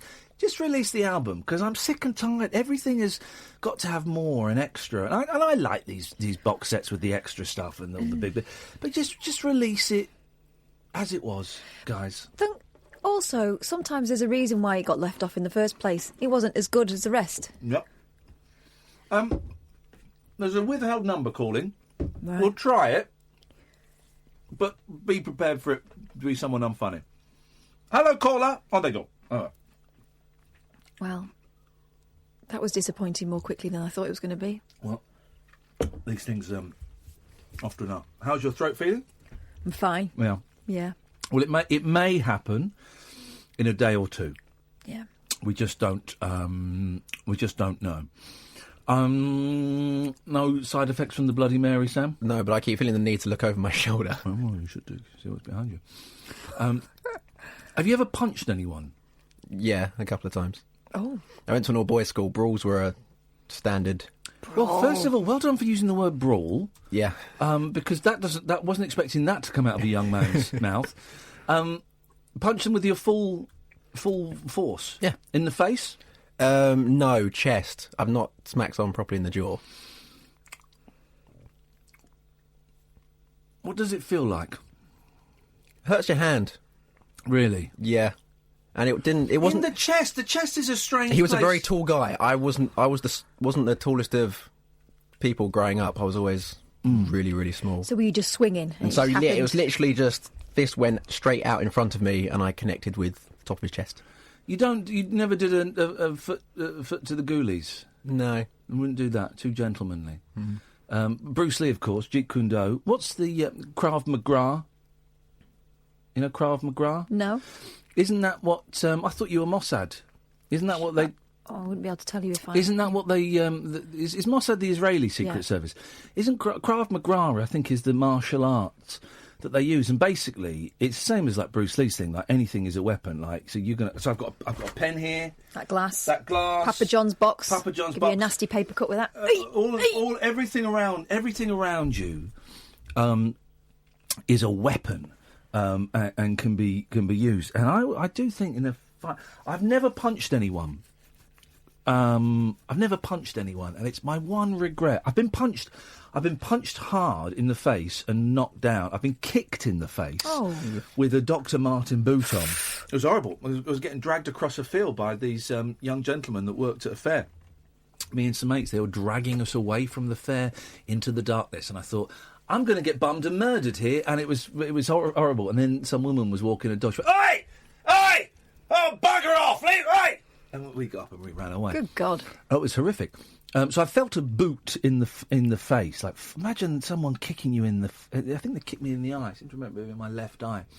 And it's some feeling. I mean, it really is some feeling. You feel alive when that's going on. But I've never punched anyone. Have you ever punched anyone?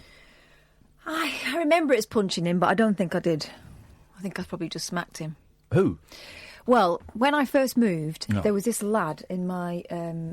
class who was just awful to me. Was like went out of his way just to be a shit every single day. Wow. Like to the point where I didn't dare speak in front of it. You know, it was just I've just felt. You know, when someone comes into a room and you feel yourself shrink, he can still do that now, and he's grown up and he's probably all right now, and probably doesn't realise the impact of what he did. But it was just awful. You know, took the piss out of the way I spoke, took the piss out of the fact that I had started school the year before them, so I'd I read a book. Took the mickey out of my clothes. It was just everything. I couldn't do anything. And I just wanted him... I didn't want his attention. I wanted to be left alone because he clearly didn't like me. But it was just all the time. And so one day, it was like after about a year or so of this... Yeah. We were in the dinner queue, and I remember it, and I remember exactly where I was because my daughter goes to that school now, and I went in the courtyard one day, in the playground, and I saw that place, and I still felt that kind of thing. And he started shoving me around and taking the mickey out of me again. And out of nowhere, I just sort of wheeled round and smacked him in the face. Wow. With the fist, open hand? I think it was a fist, but I can't remember. Because it was like... red mist, and I've got quite a bad temper. When I lose my temper, I lose my temper, and I'm kind of outside myself. You know, that moment where you sort of hear someone talking and think, who's that? Oh, hang on a minute, it's me. Yeah. It was that, and I just remember him falling backwards, and he was tall compared to me, and all his mates laughed at him. He never spoke to me again. Wow. So That's it something worked. out of an 80s film. Yeah. And all that time, you know, Mum's sort of going in and saying, you know, she's not happy at school, can we sort this out? And the teachers were sort of, oh, we'll keep an eye on her and stuff. And violence worked. I think it does sometimes. I think it does. I think embarrassing him is what worked. Yeah. Yeah. And that was a definite turning point in sort of what happened to me at school. Hello, caller. Hello, Ian. I called earlier and I just had to say it was all in jest. You were talking about swearing at celebrities, so I thought I'd be the clown who'd call in and swear at you. But people on Periscope are saying you took it a bit too hard. Well, did you drop the F-bomb? Yes, it was all in jest. Well, no. Well, no, I didn't take it to heart. It wasn't funny, and B, if that gets broadcast, then I could lose my job. But is that after the watershed? There is no watershed in radio. Yes, well, I mean, like I said, you were talking about swearing at celebrities, so I thought I'd be the clown who would just call and swear. I was laughing as well, so I mean, I respect you and I love what you're doing, but, you know, thought I'd just clear that up because people's Periscope saying that. I appreciate you doing that. Would you like to apologise to the listener? Okay, sorry, all listeners, if you were offended by that comment of mine. There we go. Thank you very much indeed. Well, good for him for phoning up, though, even though he phoned up from a withheld number. Hello, line 2.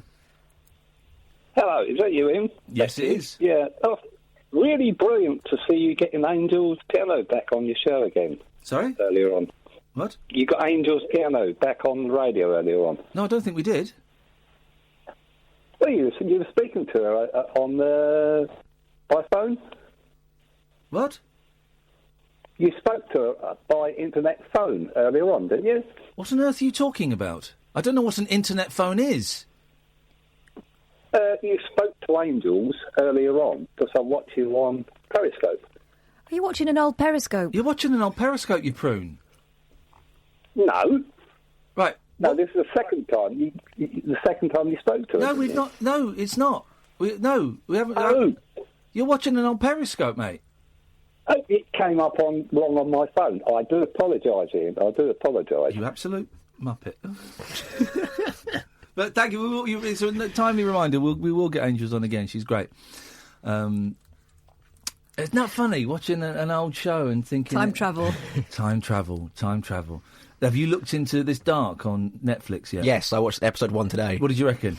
It was good. It's frustrating only having seen one episode because obviously, like every single show, they just want to put questions around everything to keep you watching. And I'm intrigued. It is good. I wasn't expecting it to be German with subtitles, like dubbed. Oh no! You can switch that off. Switch it off. Get the subtitles. Because I didn't know about the dub one. Because I watched it on my phone and it instantly went to subtitles. Well, when I watched it today, it went to the dubbed one straight away. And I had to go along the bottom and there's like because that frustrates options. me. There are options. Go to subbies. Go to your subbies. Do that.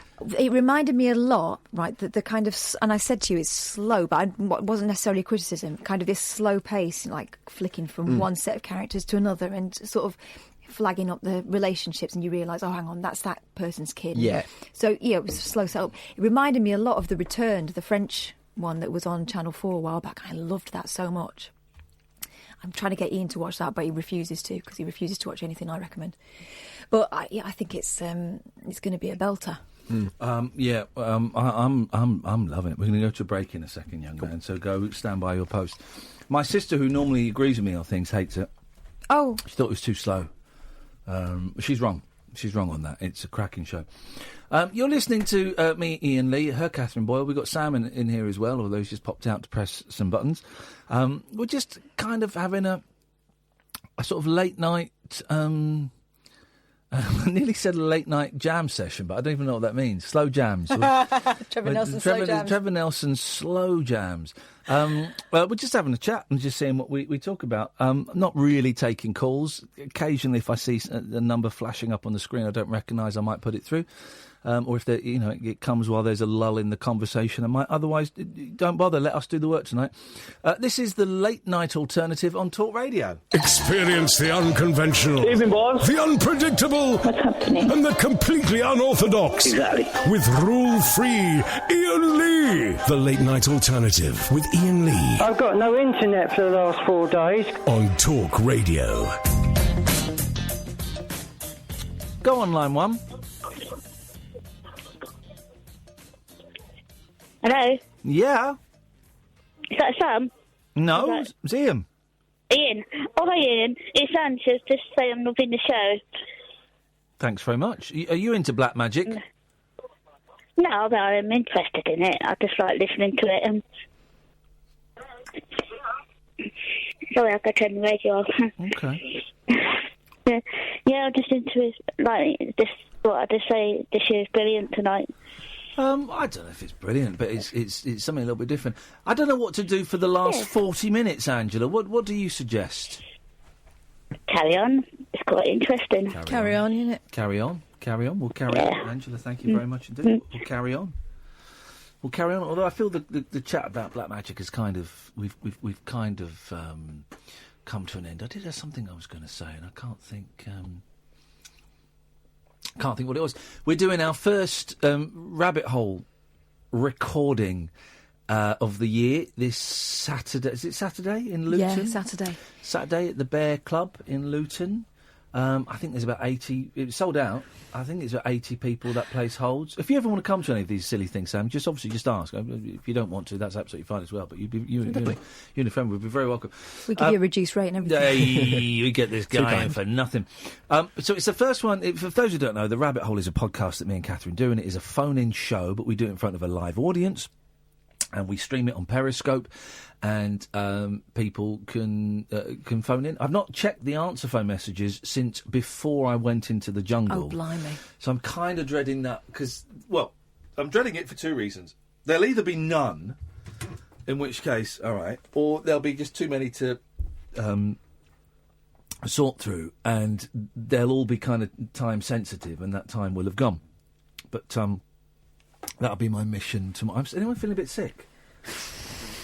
Anyone? Yeah, that's why I stopped eating cookies. You feeling a bit sick? Have we been poisoned? Has your head always been orange? Unfortunately, yes, it has.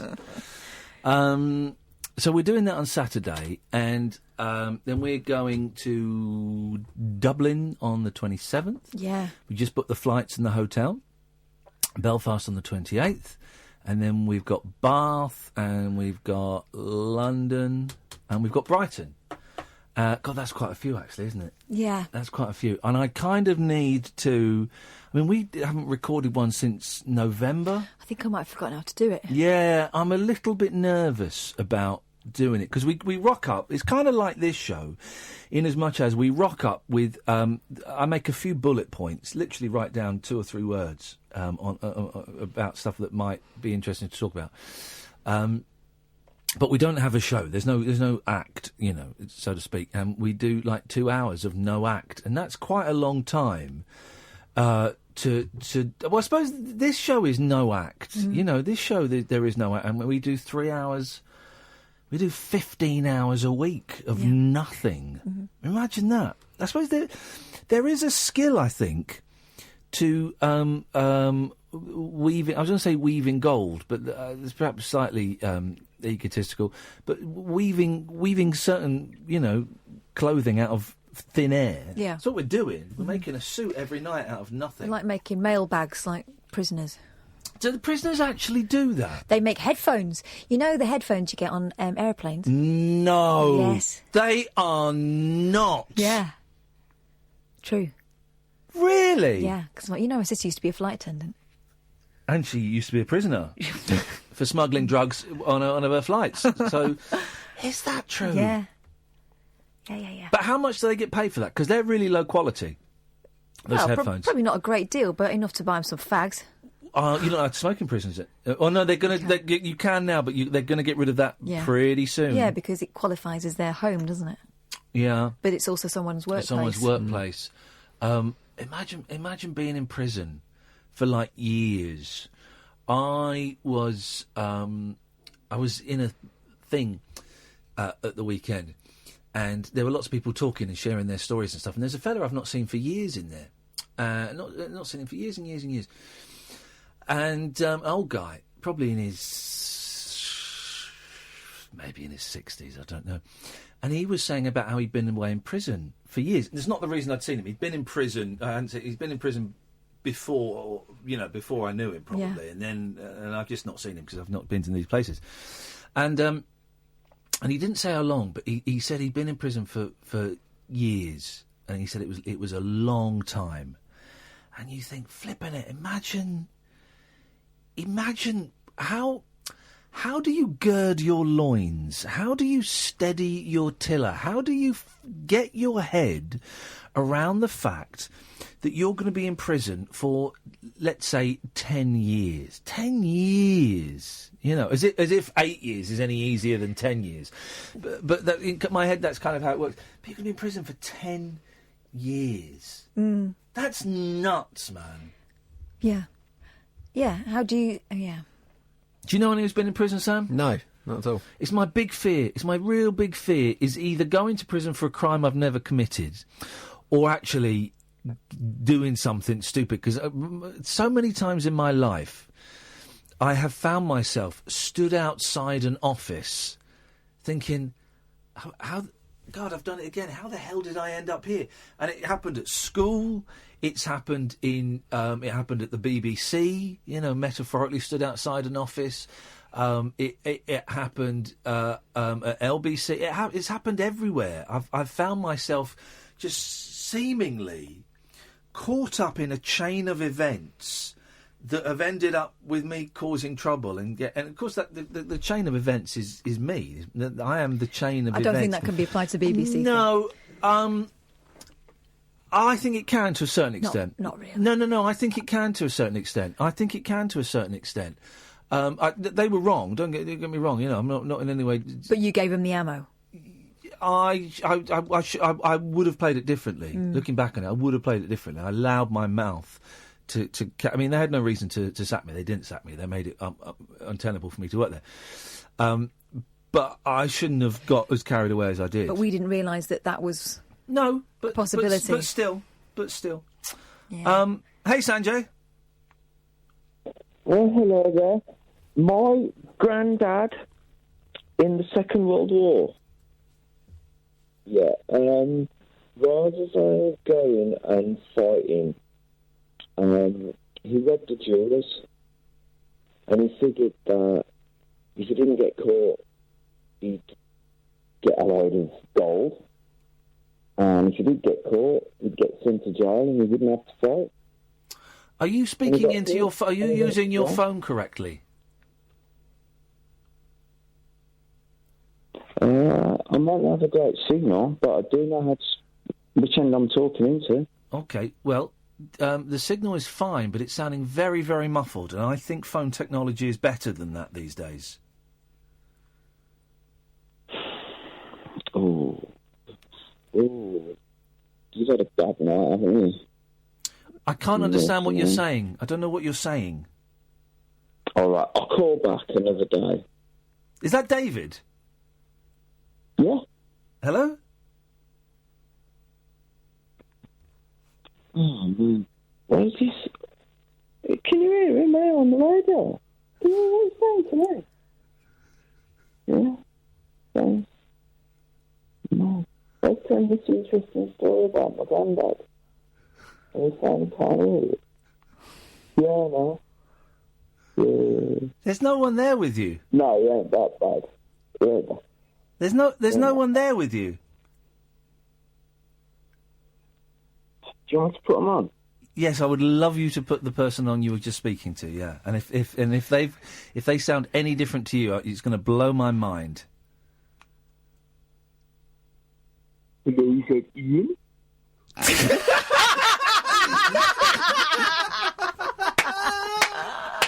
Oh, well played. Good effort. Well played. What a plum. That was wonderful. That was delicious. We're going to have another break, Sam. Sorry, dude. We're getting more... isn't it funny? low numbers on the Periscope, which is fine. I'm just saying these things out loud. But I've had about 600 tweets tonight from people. A lot of them from people saying this is the worst show they've ever heard, which is great, fantastic. You can't switch it off, can you? But a lot of people saying they're enjoying it. And, it's, so we've got another 30 minutes. Then Paul Ross is on at 1 o'clock. Paul Ross is on between 1 and 5. Then between 5 and 6:30 it's James Max, which I will never get to hear because, not because I dislike James. I like James a lot. He's a really nice guy. I went to a Spice Girls concert with him. But just 5 till 6:30 is a ridiculous time of the morning to be alive. So it's been a long time since I've been up at then. And then, of course, Julia's doing breakfast. This is the Late Night Alternative on Talk Radio. The Late Night Alternative with Iain Lee on Talk Radio. We'll get you talking. All right. The cookies are from Kadir. I'm going to be honest, that's weird. That's weird. That's made me feel uncomfortable. Please don't do that. Please don't. Because that's just a weird thing to do, man. Why would you do that? That's a weird thing. Am I right, Kath? Is that weird? Am I overreacting, or is that a weird thing to do? I just don't really understand. I don't really understand it. I don't understand Kadir. Thanks, Kadir, but what for? Yeah, I mean... What is your why? What is your why? So just, just a bit... what's there? No, there's... Anyway. What were we talking about? Were we talking about anything? Prison. Does anyone escape from prison anymore? Yes. Open prisons, they disappeared. No, but not open prisons. Prisms. Open prisms. Hey, man. There was that lovely clip of Ed Doolan, who died the other day. Old boy, who was at BBC WM for ages, then he got Alzheimer's. And I never met him, but his kind of spirit was there when I was there. Caddick was upset about it. He rang up. Yeah, no, and I bet, and he was a good one actually. He was a good one, Doolan.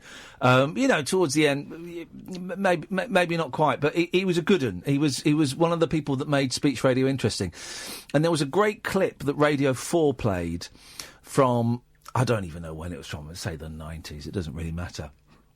Of this prisoner who'd escaped. Have you heard it? Prisoner who'd escaped, phoning up. Oh. What, to say hello? Is Yeah. that instead of putting his Facebook status like they do now? Yeah. Ed Doolan, prisoner. Let's see if we can find it, because it's a great... Can someone... someone's listening. Someone's listening. Could someone find that clip, right? Because I don't want to say what happens, and tweet me at Iain Lee... the clip of Ed Doolan talking to the escaped prisoner. Because it's brilliant. Wow. It is. It's one of those. And you think, that is good. The way he handles it is absolutely brilliant. If anyone's listening, or you're watching, if you can find it, I've just YouTubed it, and I don't want to... hang on a minute. Let me see if we can find Ed Doolan. Escaped prisoner.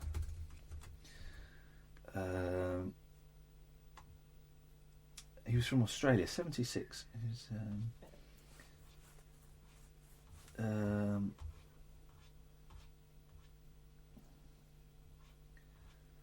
no.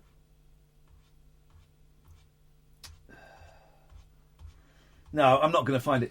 If anyone can find it, it is... it's a really, really great clip. They played it on PM on Radio 4, and it was brilliant. This very troubled...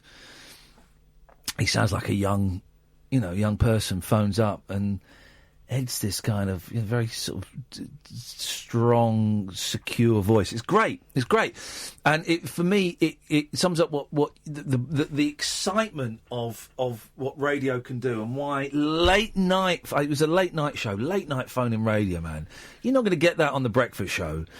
Some guy phones up. I've just escaped from prison. You're not going to get that. You're only going to get that at stupid o'clock, which is now. So if anyone can find that.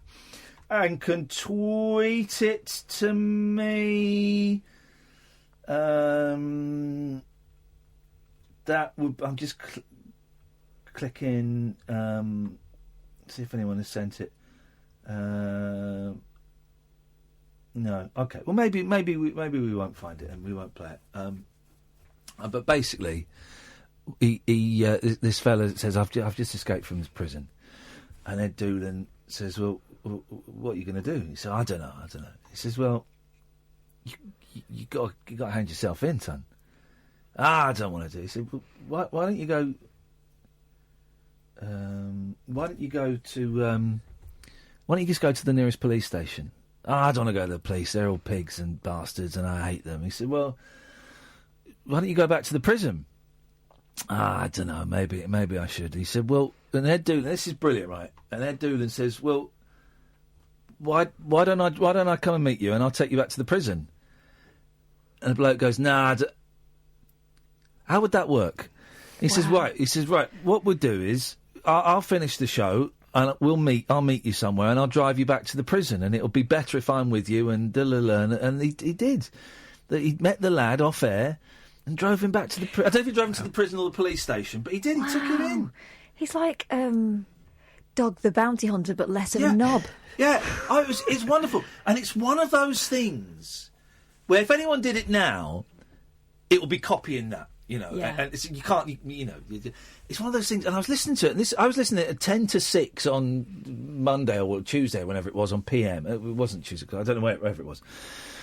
And I was getting goosebumps knowing that it had happened 20 odd years ago. You know, and I'm thinking, flipping it. Where's this going to go? Oh, it was a great old clip.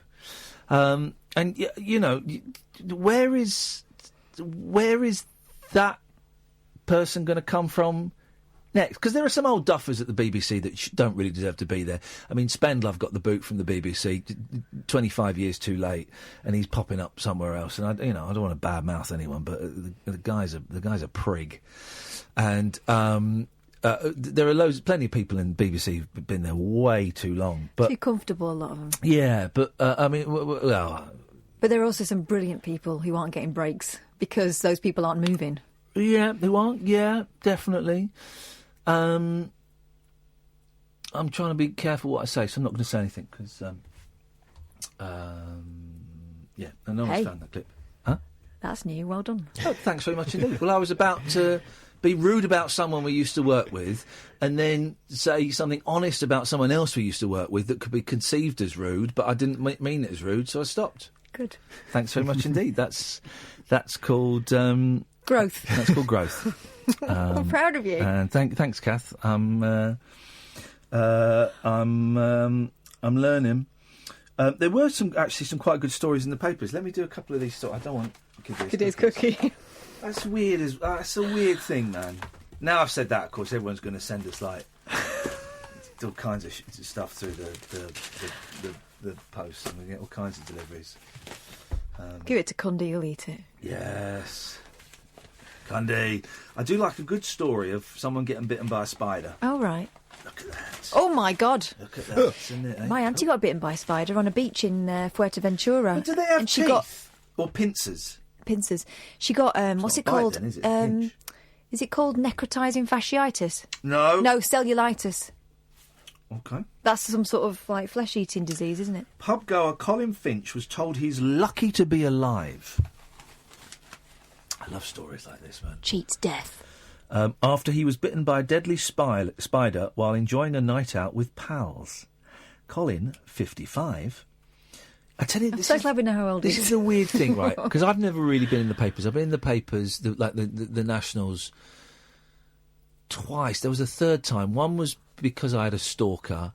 One was because I was naughty and I gave my phone number to a girl from Pop Idol when I was going out with someone. That was the third time. I can't think what it was. So I'm not used to being in that. So when you made that lovely scrapbook of all my Diamond Celebrity stuff, it's so weird seeing Iain Lee, 44. It's the strangest thing, seeing it written down like that. You just think, what? You're so not used to being referred to with your age as name and age, and yet that's... Not since you were about 5 and a half. No, exactly. That's what they do. I mean, they didn't get round to saying he lives in £1 million house or anything, but they came close to it. Colin, 55, was supping a pint when he felt a sharp sting on his left shin. Assuming it was a mosquito bite, Colin dismissed the pain and carried on drinking. But days later... Oh, I love this. He found a lump on his leg and it swelled to the size of an orange. Oh, I was going egg in my head, but an orange even bigger. He was rushed to hospital where doctors sliced open the lump to drain the nasty wound. Colin from Bracknell, Berkshire said, "I was told that if it hadn't been treated quickly, it could have been fatal." You don't expect to be bitten by a deadly spider in the local pub. You're right, you don't. I would sue that, whatever that pub was, I would sue their asses off. Why? They didn't invite the spider in. He got lucky, because if he's not noticed it and sort of dismissed it, that could have carried on crawling up his leg and bitten him more. Well, imagine what it would have done to one of his nuts. Yeah. Imagine. Jeez. Go outside, young man, and take us into an ad break at your convenience. Another 20 minutes or so, and then we've got Paul Ross. What a night. What a night for chat. This is the Late Night Alternative on Talk Radio. I'm Iain Lee. She's Catherine Boyle. The Late Night Alternative with Iain Lee on Talk Radio. Let's play. This is the PM. This is the Radio 4 show that I love with Eddie Mair. 5 o'clock. Cracking listen. And this is the bit about Ed Doolan. So put your headphones on. This doesn't play the full thing. There's a longer clip floating around, but this gives you a little hint of it. 01384. 482. 01384. Oh, here we go. Yeah. And I thought they were going to hyperventilate. And then you walked into the room, and the room went electric. Now, this is Ed Doolan. That's from where we're standing. What's it look like from where you're standing? Because you know you have that impact on a room. I can tell you exactly what it's like when you feel it as you go in. You think, oh my goodness, they're expecting so much from me tonight. Can I live up to this reception? And then suddenly the adrenaline begins to flow. And as you noticed, I don't like really speaking from a script because I think it dies, it's artificial. So I know what I want to say and then it comes out in the words. And I just believe that never take your eyes off people's eyes. You can hold them with your eyes, with your expression, with your voice. But once you look down at your script, you just can't hold them. No, but it's really very nerve-wracking. Really? Do you get nervous? Every single time. Really? Every Because single you have addressed parliaments all over the world, the United Nations, the great and the good. I shouldn't think a hall in Birmingham would make you overly jittery. You will not do your best unless you get nervous, because it just gives you that little edge, that little urgency. I'm trying to look for a shop anywhere where I can get old typing ribbon for them. Okay. There's an outfit in the Dudley area called Brierley Printers. Yeah. But phone them up on 01384. Hang on, let me write that down. Brilliant. Brilliant. 01384. This is a dying part of the phone-in show. Yeah. Yeah. 482 109. Can I read that back to you, because I'm terrible at missing out numbers. 01384 8109. Have I missed the 4 out? You missed a hell of a lot out. Start again. Go on then. Do you trust me, boy? No, I don't trust anyone. Well, will you trust me? But you like the filth, you. Well, yeah, but we're talking, Stephen, and I'm trying not. I'm doing my best to try and help you. Now, will you believe that? I don't want to see you hurt, mate. I don't want to see you knocked around. I don't want to see you hurt. Steve, will you go to a police station, or is there any way we can get you safely to a police station? Can Alan drive you? Do you want me to drive you? No, I'll be back tonight. You're going to go back to the prison? Yeah. Not to a police station? No. Where's the prison at, Steve? Stafford. What, you get Alan to drive you, will you, or what? No, I'll get somebody else now because they're watching Alan. And they'd want nothing more than to get me when I was going there for their own satisfaction. Do you want me to drive you? I could get my own transport there. You sure? Yeah. Because no one will touch you if I'm there, boy. I've got to go. Well, if you want to take me, how do I sort that one out? Great. You phone me after the show. Ed Doolan, who's died at the age of 76. Gosh. Goosebumps, man. Isn't that great? Well. Isn't that great? I love things like that. Yeah, so do I. And where's that happening? Where's that happening There's now? not room in most programmes because they're so heavily formatted. Now, we'll take this. I don't really want to. Yes. Ian. Yes. How's it going, mate? Good to see you, man. Do you miss me? No, mate, I don't. But yes, line 2. Ian, hi. How's it going? What do you want? I was just phoning up to have a chat. Is that all right? Go on then. Okay. I'd like to chat about podcasts. Okay. You've appeared on Adam Buxton's podcast, Scroobius Pip's podcast, Vegetarian's podcast. In kind of that interview context, is that something that you would like to pursue? Why do I feel slightly uncomfortable? I don't know. No. Why do you feel slightly uncomfortable? Something about this makes me feel slightly uncomfortable. I don't know why. I don't know if it's my spidey sense. I don't know if it's just... I don't know. I do know. I do know. It's because it doesn't feel like you're speaking English. That's why. You're not speaking English. You're not speaking properly. I'm a bit drunk, I'll give you that. There we go. I knew there was something. I never said I wasn't. No, you didn't. You didn't. But it's just set me on edge. You're not speaking English. Try and speak English. I know it's harder when you're pissed, but really try and speak English. Okay, so my thing about this is that I watched you on TV when you were doing Rise years and years ago, and I related to you then. I didn't relate to you over the sort of Big Brother period. Not really interested in that. But then I got into Richard Herring's Leicester Square Theatre podcast, and I heard you on that, and I was really drawn to you on that. And then I heard you on Adam Buxton, and then I heard you on Scroobius Pips, and I really related to you in the way that the way you spoke on a interview from people who are celebrities to another celebrity, but you spoke in a way that wasn't about being a celebrity. You know what? You had it then. The last 10 words, you went back to not speaking English, but up until then you were speaking English, and it felt much better. Okay. I felt much more relaxed. You sounded much more relaxed and engaged. And then towards the end, you knew you were coming towards the end of the sentence, and you kind of you sort of froze again, and you suddenly it was robot, and you were not speaking English. Listen, I'm glad you enjoyed Rise. Rise is a show that I'm really, really proud of. There was no reason why you should necessarily enjoy the Big Brother stuff. You know, it wasn't for everyone, of course. Not everything I do is not for everyone. And I'm glad you've enjoyed the podcasts that I did, last year, the year before last, probably, 2016, that I did those shows. But my question was, would you ever consider doing a podcast where you interviewed people like the way that Scroobius... No, you wouldn't. No, because there's a million podcasts like that, and, you know, I don't want to contribute... there's no reason for me to contribute another podcast like that. So if I do... and I do the brilliant podcast with Katherine, The Rabbit Hole, and I've got a couple of ideas for some other things that I might do. I might be doing one with Imani Coppola if we can ever pull our finger out and sort it out. But the thought of doing a podcast where it's just me sat down with another person for an hour, it's pointless. There are loads of brilliant people out there doing it already. Yeah, no, I appreciate that. I just really...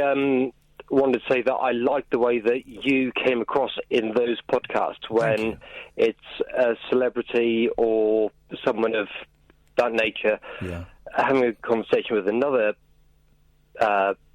person with a. So where have you? But you're talking about. Where have you been tonight then? Nowhere. So did you get drunk at home? Yeah. Okay, I'm not telling you off. I'm just curious as to what your evening has entailed. Are you all right, is what I'm asking. That's what I'm asking in a roundabout way, and we do these roundabout things, and I'm just going to get straight to it. I say, are you all right, brother? Oh, yeah. No, I'm an alcoholic, but it's in control. Wow. Wow. You can't have dead air, Ian. Come on.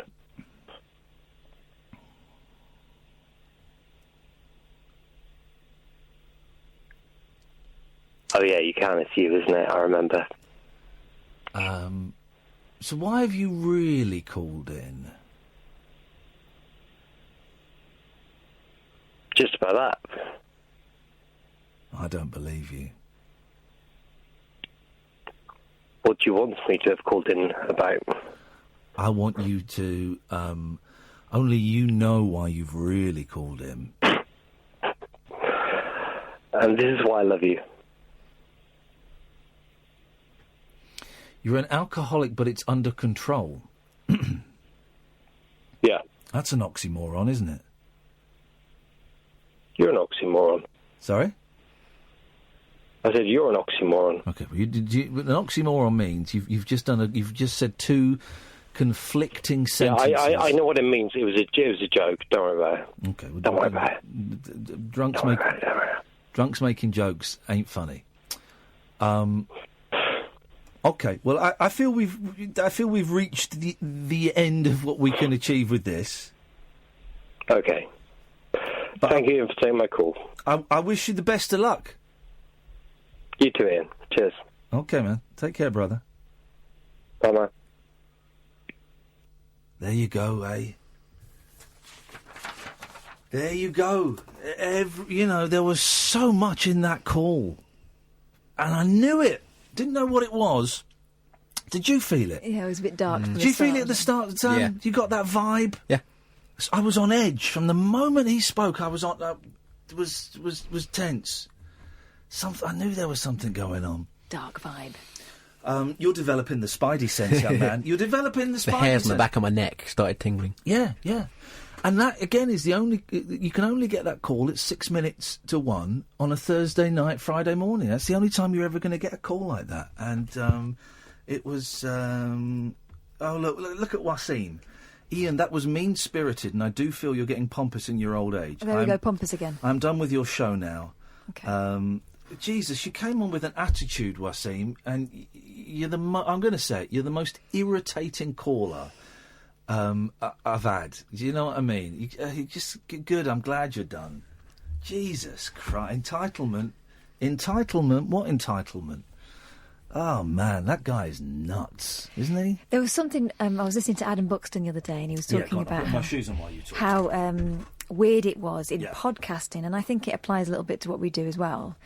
How people get really possessive about something that actually is something they get for nothing. Yeah. Definitely. And, because... And I get that. I get possessive about stuff. For a long time, I was very possessive about the Monkees. Yeah. And, and other things. And I get that this is a very intimate... thing, but there is a real... I tell you what we've noticed with this show in particular, more so than the Three County show, more so with when I was LBC and stuff, and I wonder if that's... we've got literally 2 minutes, so Sam, you might want to move next door. I wonder if it's to do with the advent of Twitter and Facebook, but we haven't got time to even address that, is that sense of entitlement. Maybe this is something we'll look into, that sense of entitlement that... some people think, and I would say that Wasim is one of those, and I'm not saying this to have a go at him, but... And not everyone's like this. No. Because they've been listening longer, although he's not been listening very long, or because they think that I connect with them on a directly, that they have some form of ownership over me or you or the show or the content, and when the show or me or you does something that they don't like, they take it very personally and they get very upset and they can get very, very angry and they can throw their toys out of the pram, or they can send abusive messages. Or quote-unquote criticism. Yeah, criticism and stuff. And it's I find it endlessly fascinating. Endlessly. It's not the last we've heard of Wasim, and I just... Listen back to the call, man. It was you came on with an attitude, and it's not that kind of show tonight where... Anyway, I don't want to make it about him, because it's not about him, but... This is one of the most annoying people we've ever had phoning up this show. And it may have been, I think it may have been him that sent the cookie. I'm not sure. Anyway, whoever sent us food, that's a weird thing to do, man. And I can only think less of you. And then there'll be the entitlement that we didn't take it the way it was intended. It was a nice thing to do. Why didn't you take it as a nice thing to do? Because it's weird. That's why. Anyway... Tonight at 10 o'clock, we're going to do 3 hours of calls straight to air, old school, classic. Have a little practice, get your stuff ready that you want to do, or just phone up and do a brain fart, man. It's all groovy. Thank you, Katherine. Sam, thank you very much. Nice to have you in here. Don't forget you can go and download the podcast from iTunes or your usual podcast provider. Paul Ross is up next. Ta-ta!